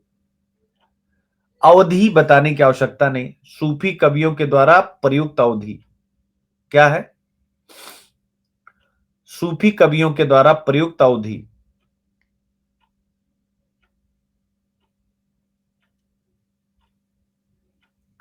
तो अब बताने की आवश्यकता नहीं है, बहुत आसान है, इसको आप खुद कर सकते हैं। ठीक है, यानी जितने भी सूफी कबीर हैं, जायसी से लेके, यानी मुल्ला दाऊद के चंदायन या मृगावती से लेकर के कुतुबहन मंजन से लेकर के जायसी, इन सब में ये तो बहुत आसान था। ठीक है ना, अवधि का स्वरूप क्या रहा? ठीक है, तो पद्मावत आपको पढ़ना ही पढ़ना पड़ता है, तो ये तो बहुत आसान है, इसमें कुछ भी डिटेल करने की जरूरत नहीं है। अवधि का स्वरूप क्या था? अब स्वरूप में क्या होता है? स्वरूप को आप कैसे लिखते हैं? स्वरूप में आप लिखते हैं कि सबसे पहले, यानी अवधि के हस्ताक्षर कौन कौन से रहे, क्या लिखें? अवधि के हस्ताक्षर। ठीक है बच्चों, तो अवधि के हस्ताक्षर, हस्ताक्षर का मतलब क्या होता है बेटा? कवि। शब्दों को पकड़िएगा नहीं तो फिर दिक्कत होगी। ठीक है, तो ये हो गया अपना। बट ये कहा जाता है कि ये जो अवधि के हस्ताक्षर हैं, अवधि को काव्य भाषा के रूप, ये देखिए अब कितनी अच्छी पंक्ति, यानी सूफी कवियों द्वारा, तो आपको क्या लिखना है? अवधि को काव्य भाषा के रूप में प्रतिष्ठित करने का श्रेय सूफी कवियों को है। यहीं से आपका स्टार्ट होगा, यानी सूफी कवियों द्वारा। ठीक है ना, इस परंपरा को किसने किसने आगे बढ़ाया? कुतुबन ने, मंझन ने, जायसी ने, उस्मान ने। और फिर आपको लिखना होगा कि तीन रूप इसके मिले हैं, अवधि के तीन रूप हैं। डॉक्टर हरदेव बाहरी के हिसाब से इसके तीन रूप हैं, साहित्य के बड़े विद्वान हरदेव बाहरी। पहला, दूसरा और तीसरा। अब देखिए हो गया, पहला, दूसरा और तीसरा। पहला रूप क्या है, दूसरा रूप क्या है, तीसरा रूप क्या है? पहला है सूफियों की ठेठ अवधि। पहला रूप क्या है? सूफियों की ठेठ अवधि। अब एक एग्जाम्पल लिख दीजिए ठेठ अवधि भाषा का। ठीक है ना, कोई भी, जैसी की, किसी की भी। अब आप देख कितना अच्छा हो रहा है। पहला था सूफियों की ठेठ अवधि, दूसरा क्या है? हिंदू कवियों के प्रेम आख्यानक काव्यों की पश्चिमी परंपरा से संपृक्त अवधि। दूसरा क्या है? यानी प्रेमाख्यानक काव्य, यानी जो प्रेम वाले आख्यान, जैसे पद्मावत। अब दूसरा रूप वो लेकर के एक एग्जाम्पल पद्मावत का डाल दीजिए। प्यू से कहूं संदेशड़ा, हे भौरा हे काग, डॉट डॉट डॉट। कितना अच्छा बन गया राइम ऑर्डर ना। प्यू से कहूं संदेशड़ा, ठीक है ना, हे भौरा हे काग, डॉट डॉट डॉट है कि भ्रमर से कहती हैं, कौवे से कहती हैं, प्यू से संदेशड़ा, नागमती बिरह वर्ण, डॉट डॉट डॉट। अब आगे समझ गए? अब तीसरा रूप क्या है? तीसरा रूप क्या है बच्चा? ठीक है ना बच्चा, तो यानी ऑब्वियस है। ये ये सब क्या थे? ये सब क्या थे? यह सूफी कवि जितने भी थे मुसलमान थे। और तीसरा रहा है कि भाषा अरबी रही है, लेकिन उसके बाद भी, ठीक है, तो ये दो महत्वपूर्ण पॉइंट हैं। और तीसरा रूप परवर्ती अवधि का रहा है, ठीक है ना, जो हम कहीं कहीं प्राप्त करते हैं। ठीक है, तो अवधि के स्वरूप पर अब इसमें डिटेल करना होगा। ठीक है।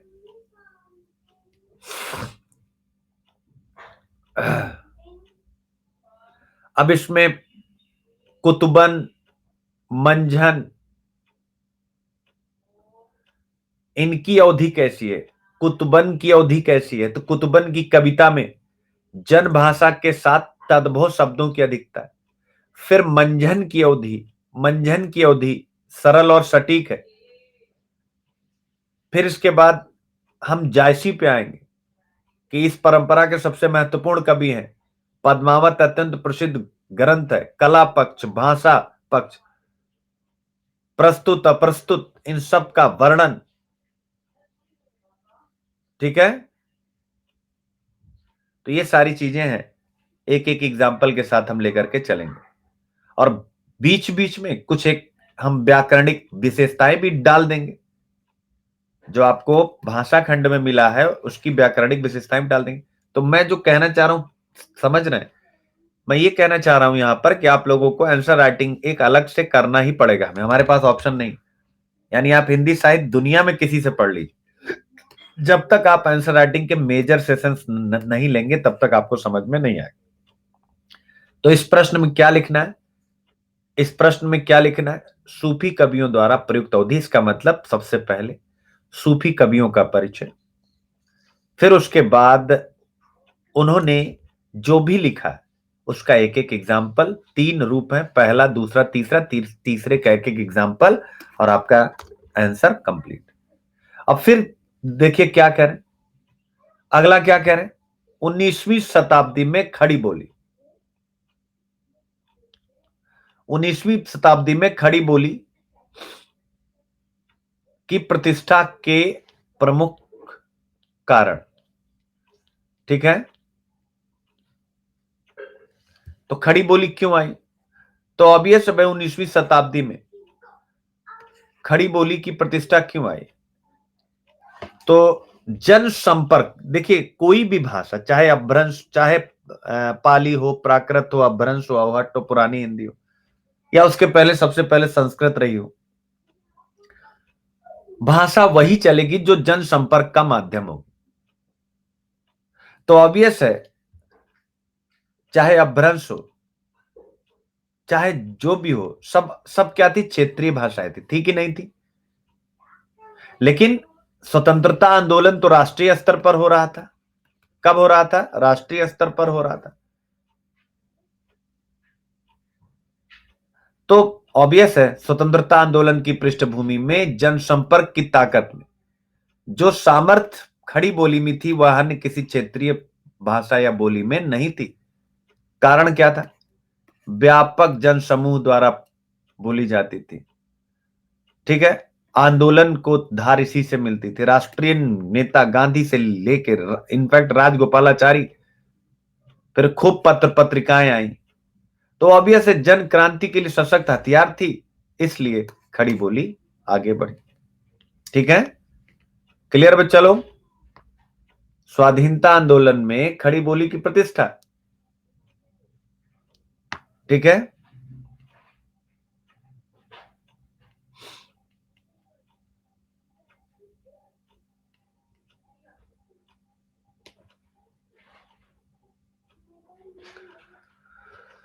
और इसके लिए दो दो सबसे बड़े कारण थे। मैथिली शरण गुप्त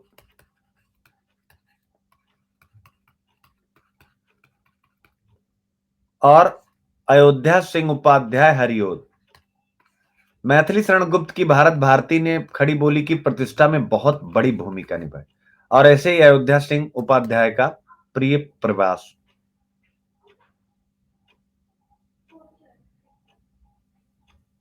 ठीक है ना? मैथिली शरण गुप्त की भारत भारती हुई, साकेत हुई, तो बस आपका ही हो गया। क्लियर बच्चों? तो ये थोड़ा सा छौंका लग गया मैथिली शरण गुप्त और ये। फिर इसके अच्छा, हाँ, कुछ बच्चे कह रहे थे कि शब्द सीमा क्या है। तो जो दूसरा क्वेश्चन होता है ना, टिप्पणी पे तो सब पे 150 लिखना है। ये जो लिखना होता है, एक जो 15 नंबर वाले आते हैं, 15 नंबर वाले आप 160-70 शब्द ठीक है ना, इससे अधिक मत लिखिएगा। 160 70, 15 वाले हमेशा 160 70, और जो 20 वाला होता है ये 200, 20 वाला 200, ठीक है। प्लस माइनस 10 चलता है, 210 भी हो सकता है और उधर भी प्लस माइनस चलेगा, ठीक है ना।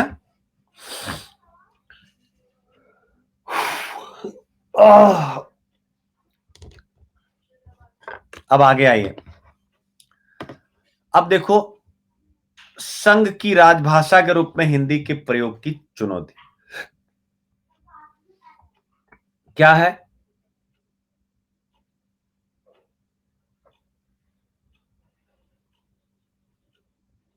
यानी राजभाषा के रूप में हिंदी के प्रयोग की प्रमुख चुनौतियां, ठीक है। अब ये क्या है भैया? यानी ये बला क्या है? राजभाषा के रूप में हिंदी के प्रयोग की प्रमुख चुनौतियां। तो ऑब्वियस है, संघ की राजभाषा। मैं तो सबसे पहले यानी राजकाज व कार्यालयी पत्राचार की भाषा, ठीक है। सबसे बड़ी चुनौती क्या होती है? यानी कि जो हिंदी भाषा में जो भी राज कार्य किए जाते हैं वह अत्यंत दुरूह होते हैं। क्या होते हैं? अत्यंत दुरूह होते हैं। क्लियर है? तो वो पॉइंट आप डाल करके और फिर उसके बाद आप बता सकते हैं कि राजभाषा के रूप में हिंदी की चुनौतियों में जैसे कर्मचारियों के प्रशिक्षण का अभाव है, कर्मचारी भी उदासीन है। इकोनॉमिक सर्वे का उदाहरण यहां भी आप डाल देंगे, ठीक है ना।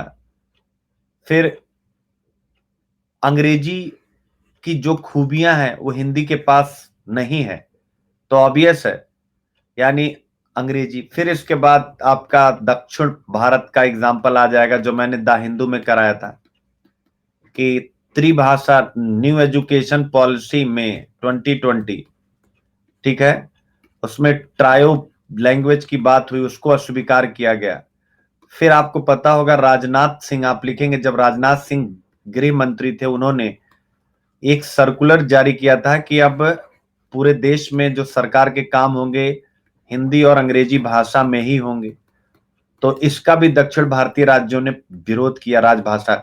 तो ऑब्वियस है, मतलब केवल हिंदी और अंग्रेजी में। अभी क्या होता था कि हिंदी अंग्रेजी और जिस राज्य की अपनी मूल भाषा जैसे तमिल, तो उसमें भी यह गजट प्रकाशित होता था। तो ये सारी समस्याएं, ठीक है।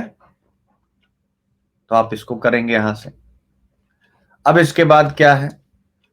खुसरो द्वारा प्रयुक्त खड़ी बोली का स्वरूप। खुसरो द्वारा प्रयुक्त खड़ी बोली का स्वरूप क्या है? तो अभी आपने देखिए रिपीट हो रहा है, यानी अमीर खुसरो की खड़ी बोली। आप लोग कितना पढ़े होंगे? यानी ऑब्वियस है, तो खड़ी बोली की जो शुरुआत है पूर्व पीठिका है मात्रार्थ, खुसरो जैसे कवि ने रखी। यानी सिंपल है इनके बारे में।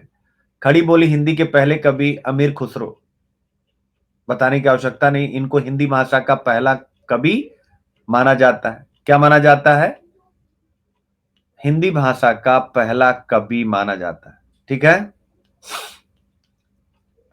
और तो जैसे खुसरो की पहेलियां, मुकरियां है, खुसरो की मुकरियां, लिपट लिपट के वाके सोई, छाती से छाती लगा के रोई, दांत से दांत बजे तो ताड़ा, ए सखी साजन ना सखी जाड़ा। ये सब मुकरियां, ठीक है। तो बहुत सी बातें हैं, मतलब यहां पर कुछ नहीं बताना है, केवल उन्होंने जो लिखा है और फिर उसमें बता देना है एक एक शब्द को पकड़ करके, जो भी कि भाई ये खड़ी बोली के रूप में प्रचलित शब्द है और आज भी प्रायः सुने जाते हैं। क्या होता है? यानी वो आज भी सुने जाते हैं, ठीक है।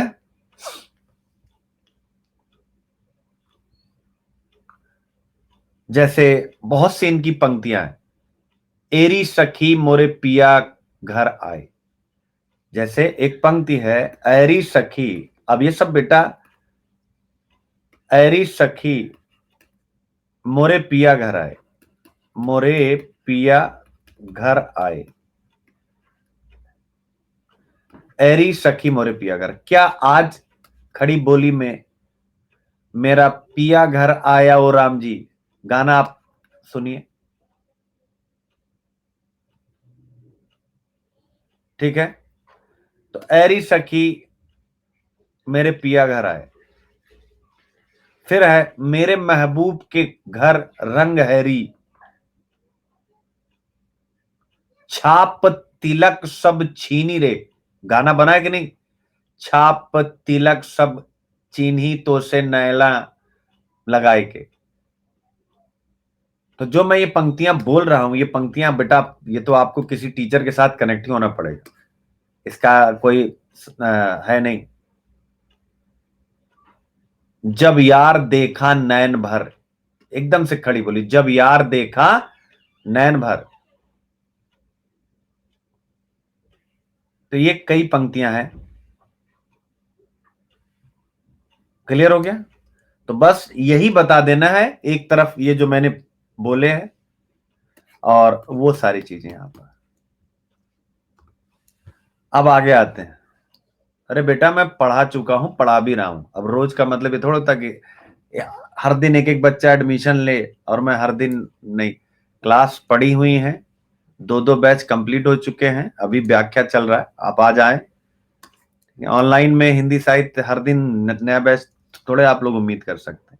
और थोड़ा प्रैक्टिकल बनिए लाइफ में, नहीं तो बड़ी समस्या है। एक बार विश्वास करिए, जो बताया जा रहा है उसको शुरू कर दीजिए, नहीं तो।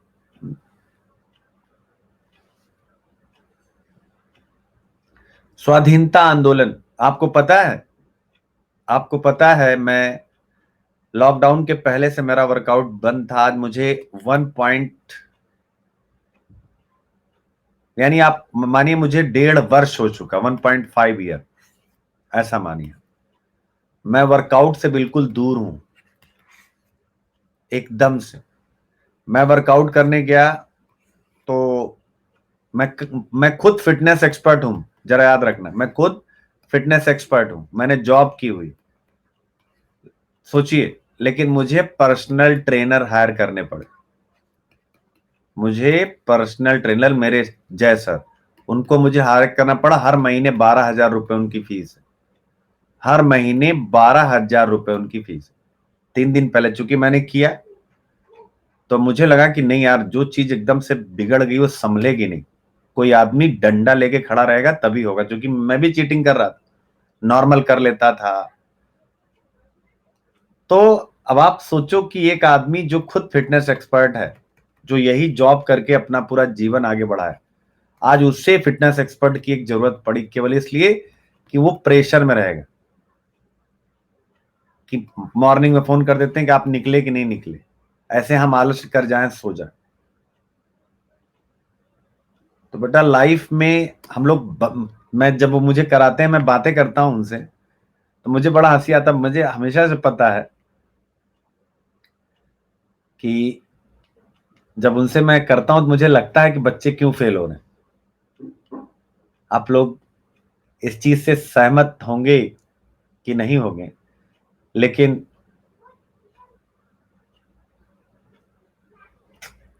बगैर किसी साथ के तो सफलता नामुमकिन है, पढ़ते रह जाइए। ये तो मैं 100% बता रहा हूं, असंभव है। कितना बड़ा किसी को घमंड हो, कितना बड़ा उसकी तैयारी हो, बगैर साथ के नहीं चल पाए, कोई नहीं चल पाए, ना मैं, ना आप, ना कुछ। क्योंकि मैंने देखा कि,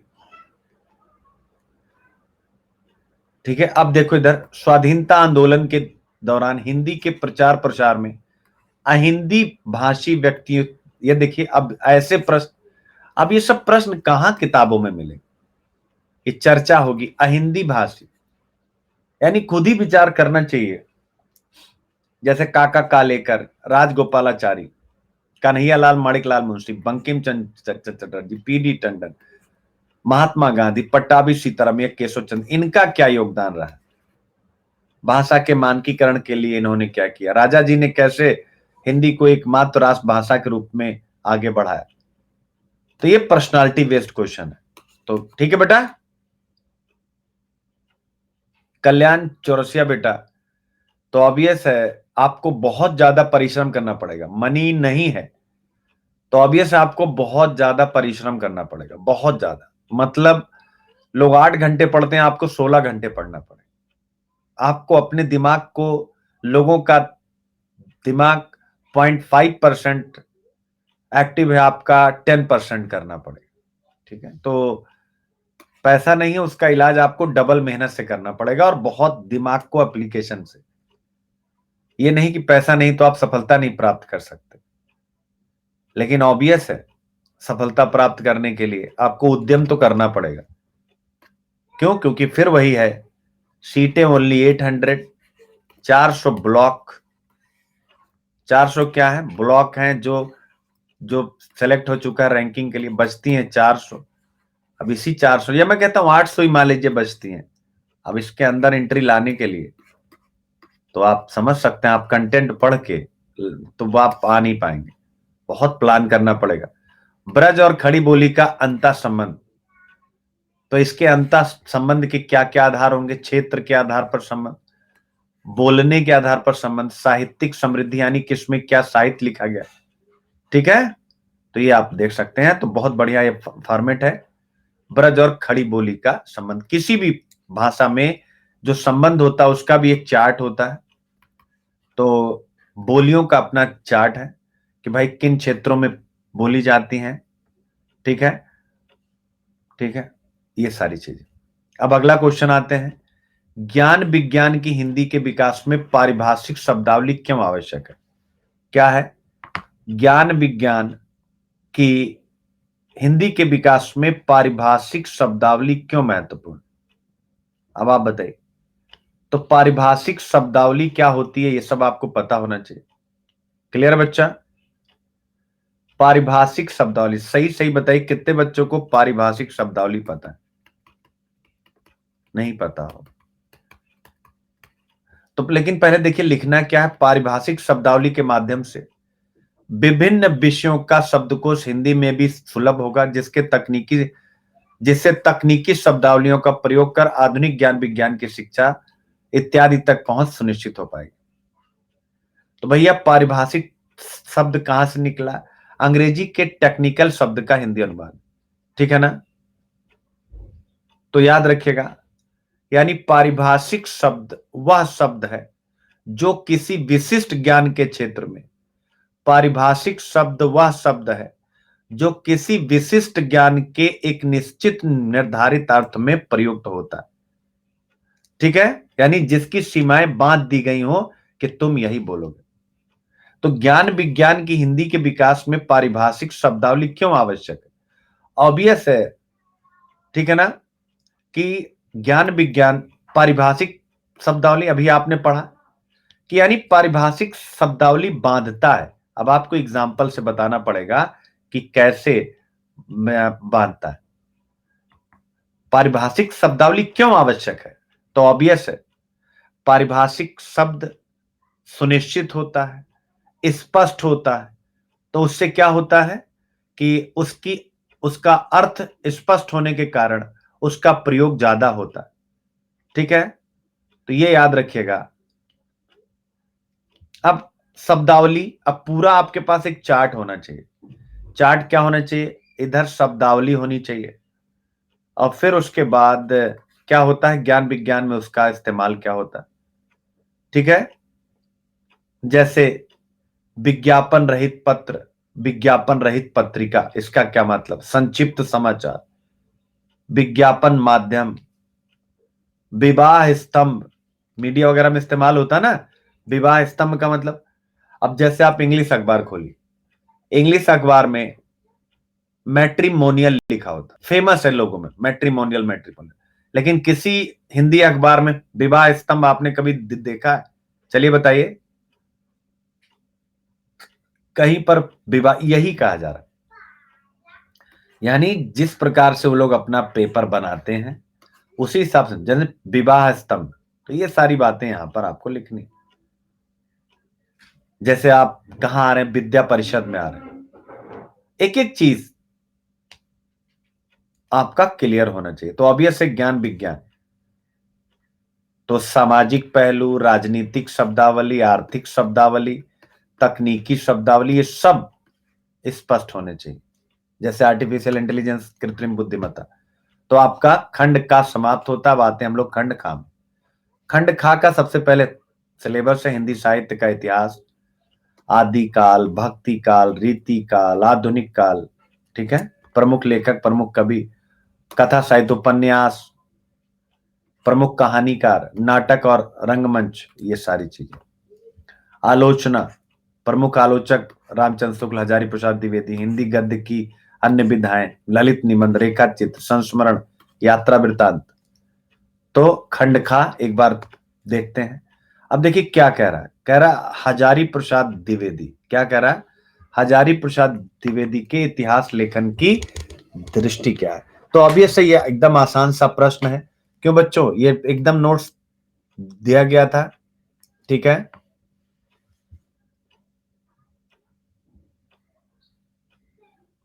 तो द्विवेदी जी, हजारी प्रसाद द्विवेदी के इतिहास लेखन में प्रगतिशील आंदोलन और समाजवादी विचारधारा से सहानुभूति व्यक्त हुई है। क्या क्या हुआ, यानी हम इसको स्टैंडर्ड लिखेंगे, जैसे लिखेंगे कैसे, हजारी प्रसाद द्विवेदी के इतिहास लेखन में प्रगतिशील आंदोलन और समाजवादी विचारधारा से सहानुभूति व्यक्त हुई और साम्राज्यवाद के तीव्र विरोध का भाव भी प्रकट हुआ। ठीक है, द्विवेदी जी का जो इतिहास चिंतन है, ये विजन पूछ रहा है बेटा, विजन, तो जो मैं बोल रहा हूं यही लिखना आपको। द्विवेदी जी का जो इतिहास चिंतन है वो परंपरा की निरंतरता, यानी जो प्राचीन काल से चला रहा उसको बड़ा महत्व करते हैं। लोक उन्मुखता, यानी जनता से जुड़ाव और भविष्य की चिंता के साथ जुड़ा हुआ, यानी उनकी इतिहास दृष्टि में परंपरा के साथ निरंतरता, लोकोन्मुखता और भविष्य की चिंता जुड़ी हुई। परंपरा का पुनर्मूल्यांकन उनकी इतिहास चिंता का प्रस्थान है, यानी वो परंपरा को बहुत महत्व देते हैं। आचार्य हजारी प्रसाद द्विवेदी किसको, प्रत्यक्ष को बहुत महत्व देते हैं, यानी विज्ञानवादी पद्धति को, और और किसको, सबको खारिज करते चले जाते हैं। सिद्धनाथ साहित्य को सांप्रदायिक मान लेते हैं, कबीर को एक्सेप्ट नहीं करते, भक्ति को पश्चिमी मान लेते हैं, यानी मुस्लिम आक्रमण का परिणाम मान लेते हैं। लेकिन इन सब को आचार्य हजारी प्रसाद द्विवेदी क्या करते हैं, बैलेंस करते हैं, भारत की परंपरा में इनका समाधान ढूंढते हैं। ठीक है, तो फिर इसके बाद इसमें थोड़ा और गहरा आते हैं कि इन पर जो प्रभाव है वो किसका है। तो ये साथ रहते थे, रविन्द्रनाथ, मतलब कई इन पर बहुत से पर्सनालिटियों का इंपैक्ट है, वो सब आपको यहां पर दिखाना होता है।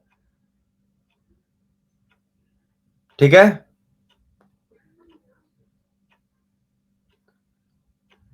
यानी परंपरा को क्यों महत्वपूर्ण मानते थे, तो रविंद्रनाथ के सहचर्य से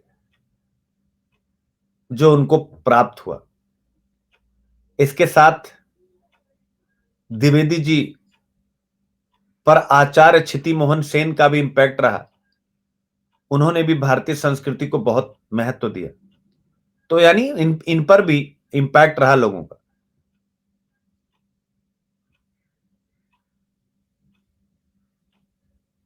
ठीक है, उनकी पुस्तक है हिंदी साहित्य की भूमिका, उसको आपको लिखना पड़ेगा।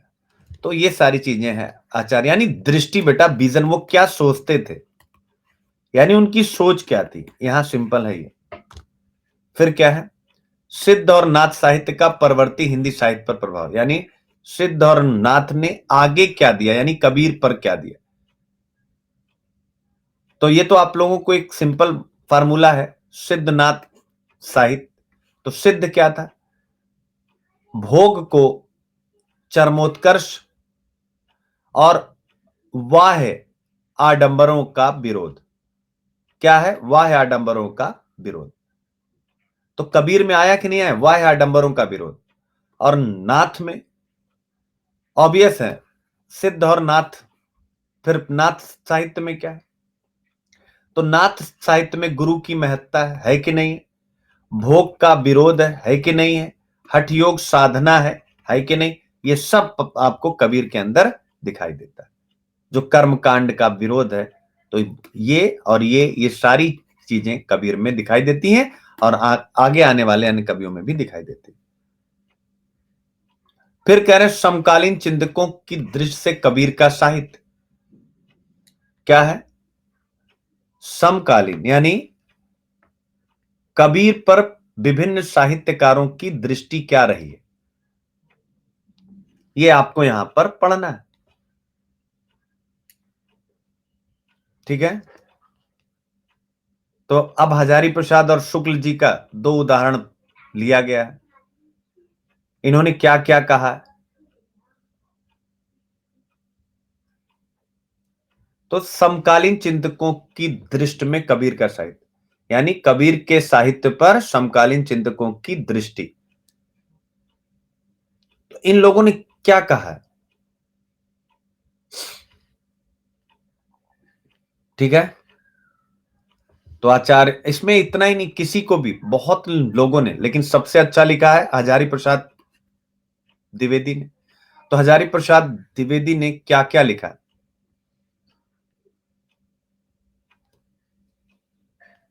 ठीक है।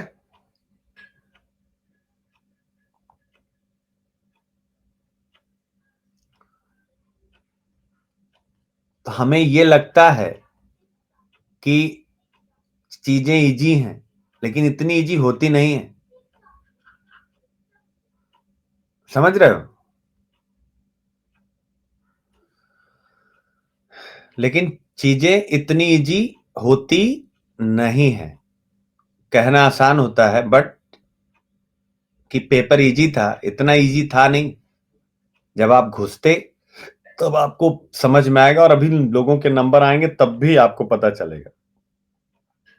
ठीक है, तो कबीर के साहित्य पर, यानी कि जब आप आलोचना पढ़ते हैं तो उस आलोचना में कबीर यानी हजारी प्रसाद और शुक्ल जी, हालांकि पराया इन्हीं का है, शुक्ल जी इनको कभी नहीं मानते, कहते हैं ठोक बजाकर कवि हो गए। हजारी प्रसाद कहते नहीं भैया, वाणी के डिक्टेटर थे, जैसे चाहते थे वैसे लिखते थे। पूरा मूल्यांकन काव्य शास्त्रीय तत्वों के आधार पर किया शुक्ल जी ने कबीर के बारे में।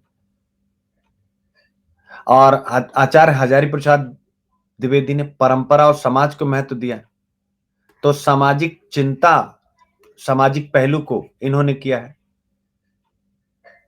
ठीक है ना, और शुक्ल जी ने इनकी साहित्यिक महत्ता को खारिज किया, बट हजारी प्रसाद और अन्य कवि हमेशा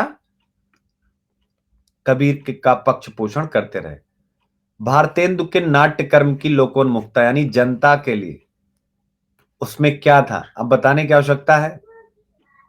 यानी नाटकों में कौन सी समस्याओं को उठाया गया, भारत, दुर्दशा, अंधेर नगरी, नील देवी, विष, बहुत से।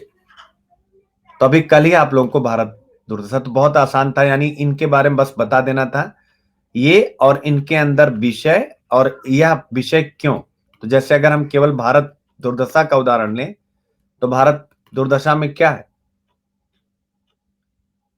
भारत दुर्दशा में क्या है, यानी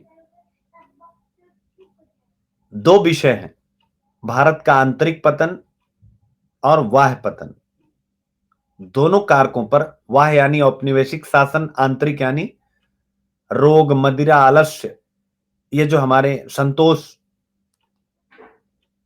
ठीक है, इसके माध्यम से नवजागरण की तरफ प्रेरित करना चाहते हैं। सेम यही अंधेर नगरी चौपट राजा टके शेर भाजी टके शेर खाजा।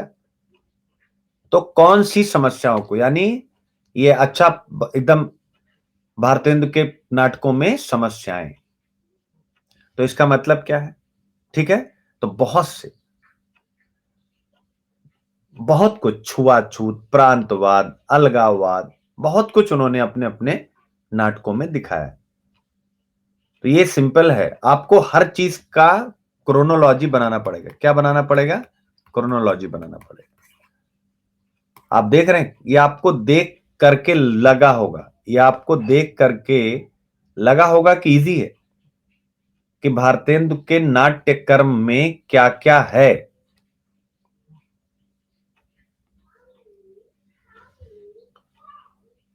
ठीक है,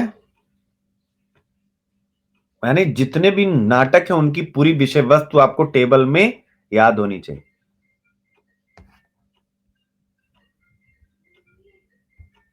क्या होना चाहिए? यानी आपको पूरी टेबल याद होनी चाहिए।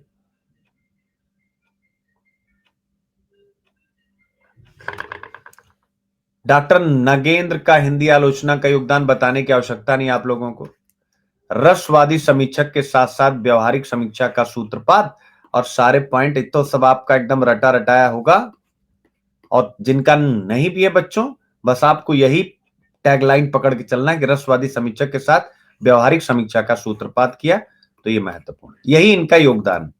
तो ये यहां पे हो गया। फिर क्या कह रहे हैं? प्रसाद के नाटकों में व्यक्त राष्ट्रीय सांस्कृतिक चेतना। अब स्कंदगुप्त, चंद्रगुप्त, ये सब नाटक में क्या है?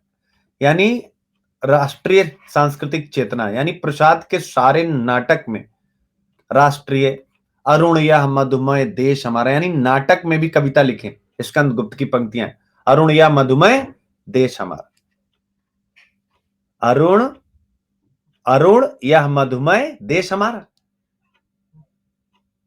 तब आप विचार करें, जहां पहुंच अनजान क्षितिज को मिलता एक सहारा।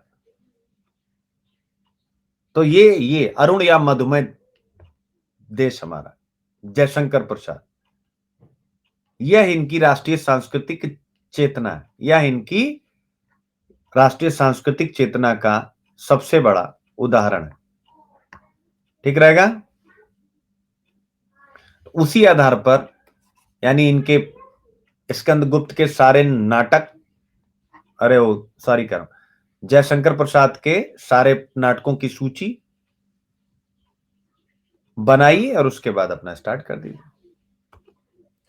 भारतीय नवजागरण में हिंदी गद्य के विकास की आधार भूमि है। यानी हिंदी गद्य आया नवजागरण में, कितना बढ़िया पॉइंट है। यानी कि अब जो नवजागरण की चेतना है उसको अभिव्यक्त करने में जो पद्य भाषा है वह पर्याप्त होने लगी, तो ऑब्वियस है गद्य भाषा आएगी। नवजागरण क्यों? तो एक आंतरिक कारक है और एक बाह्य कारक। बाह्य कारक यानी पश्चिमी आक्रमण, और आंतरिक कारण है जो हमारी अपनी कमियां हैं। तो फिर भारतेंदु जी से स्टार्ट होता है क्या?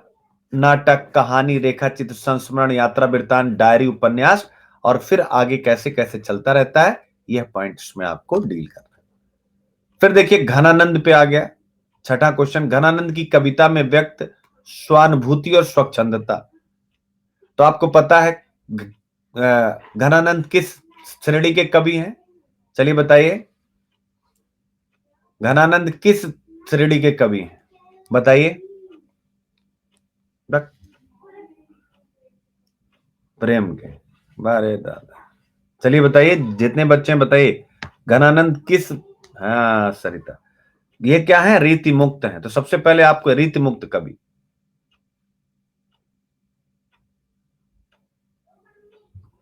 तो घनानंद की कविता में व्यक्त स्वानुभूति और स्वच्छंदता, तो क्या है? ये रीति मुक्त कविता है। क्या है? रीति मुक्त कविता, रीति मुक्त कवि है। और उन्होंने क्या किया कि पहली बार रीतिकाल में दरबार में रहते हुए भी और दरबार के बाहर रहते हुए भी उन्होंने स्वानुभूति लिखी, यानी उनको जो बेहतर लगा वह लिखा, अपनी अनुभूतियों को, प्रेम की अनुभूतियों को। घनानंद की कविता में स्वानुभूति यह प्रत्येक स्तर पर दिखाई दी। ठीक है, इनको क्या कहा जाता है बेटा? प्रेम की पीर के कवि कहा जाता है। क्या कहा जाता है? प्रेम की पीर के कवि। रचना कौन सी है? सुजान हित है एक, दूसरी है ब्रज विलास, तीसरी है विरह लीला। ठीक है, तो इनको प्रेम का पीर कवि क्यों कहा जाता है?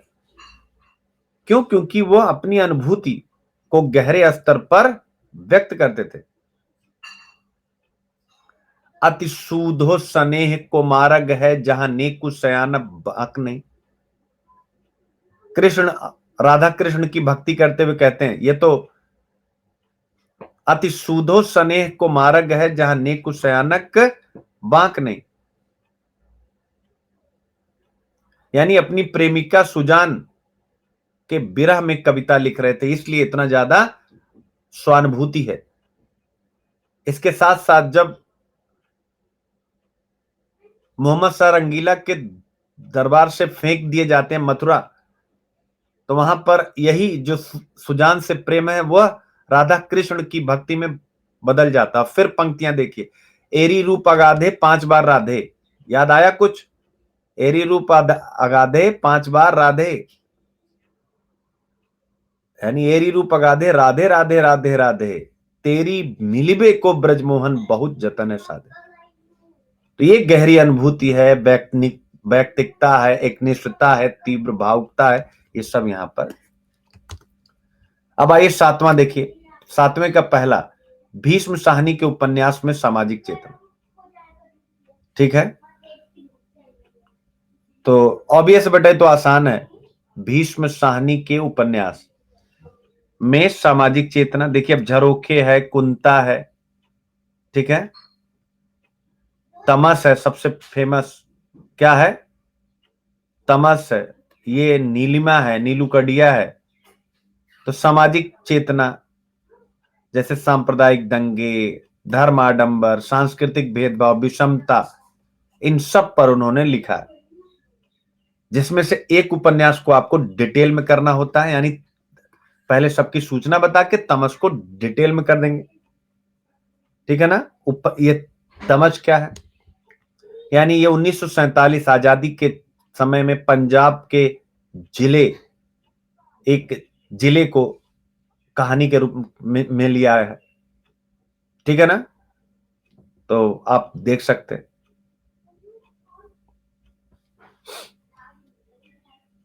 ठीक है, यानी सिंपल है, सांप्रदायिकता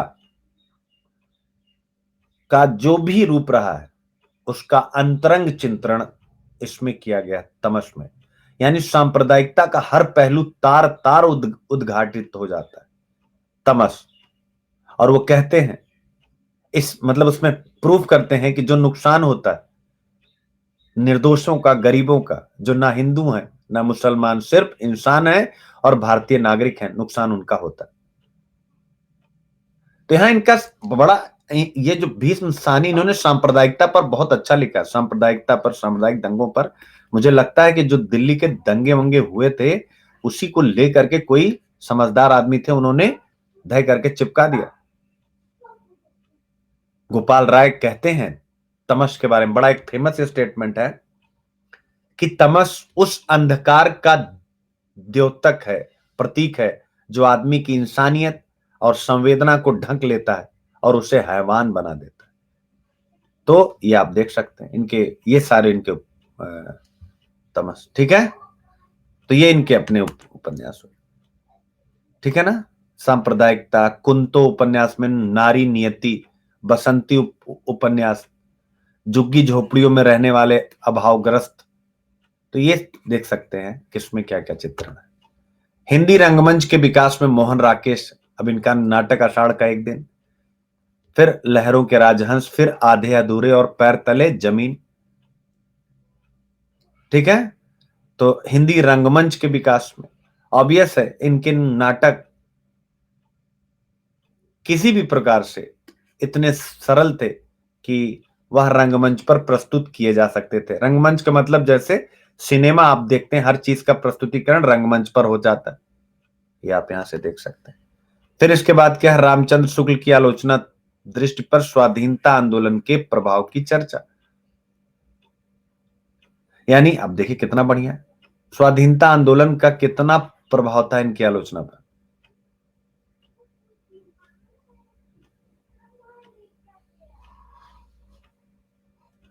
ठीक है, दीन और असहाय जनता को, तो अब कैसा लगा पेपर, आचार्य रामचंद्र शुक्ल की आलोचना दृष्टि पर स्वाधीनता आंदोलन का प्रभाव। अब थोड़ा कठिन लगा,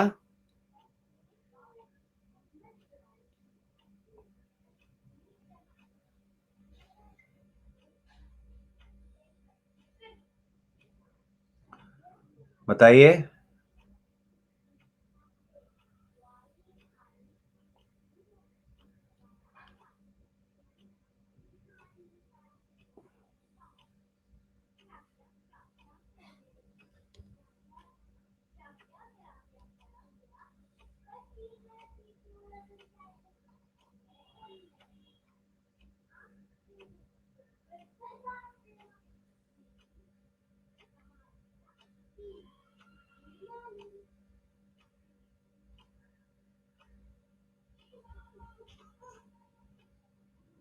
डायरेक्ट कैसे बेटा?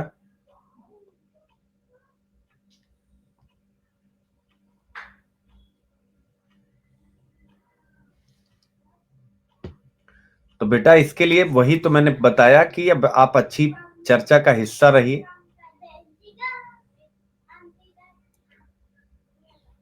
ठीक है, स्वाधीनता आंदोलन का क्या प्रभाव रहा, बहुत आसान बेटा, यानी कि जो भी इन्होंने लिखा है, ठीक है, उस पर स्वाधीनता आंदोलन का प्रभाव। कुबेरनाथ राय के ललित निबंध, ललित निबंध क्या होते हैं, तो ये आप सबको कराया जा चुका है। और फिर कुबेर जी के सांस्कृतिक, ये सब तो क्वेश्चन आंसर आप लोगों के पास हैं बच्चों, ये सारे क्वेश्चन आंसर हैं।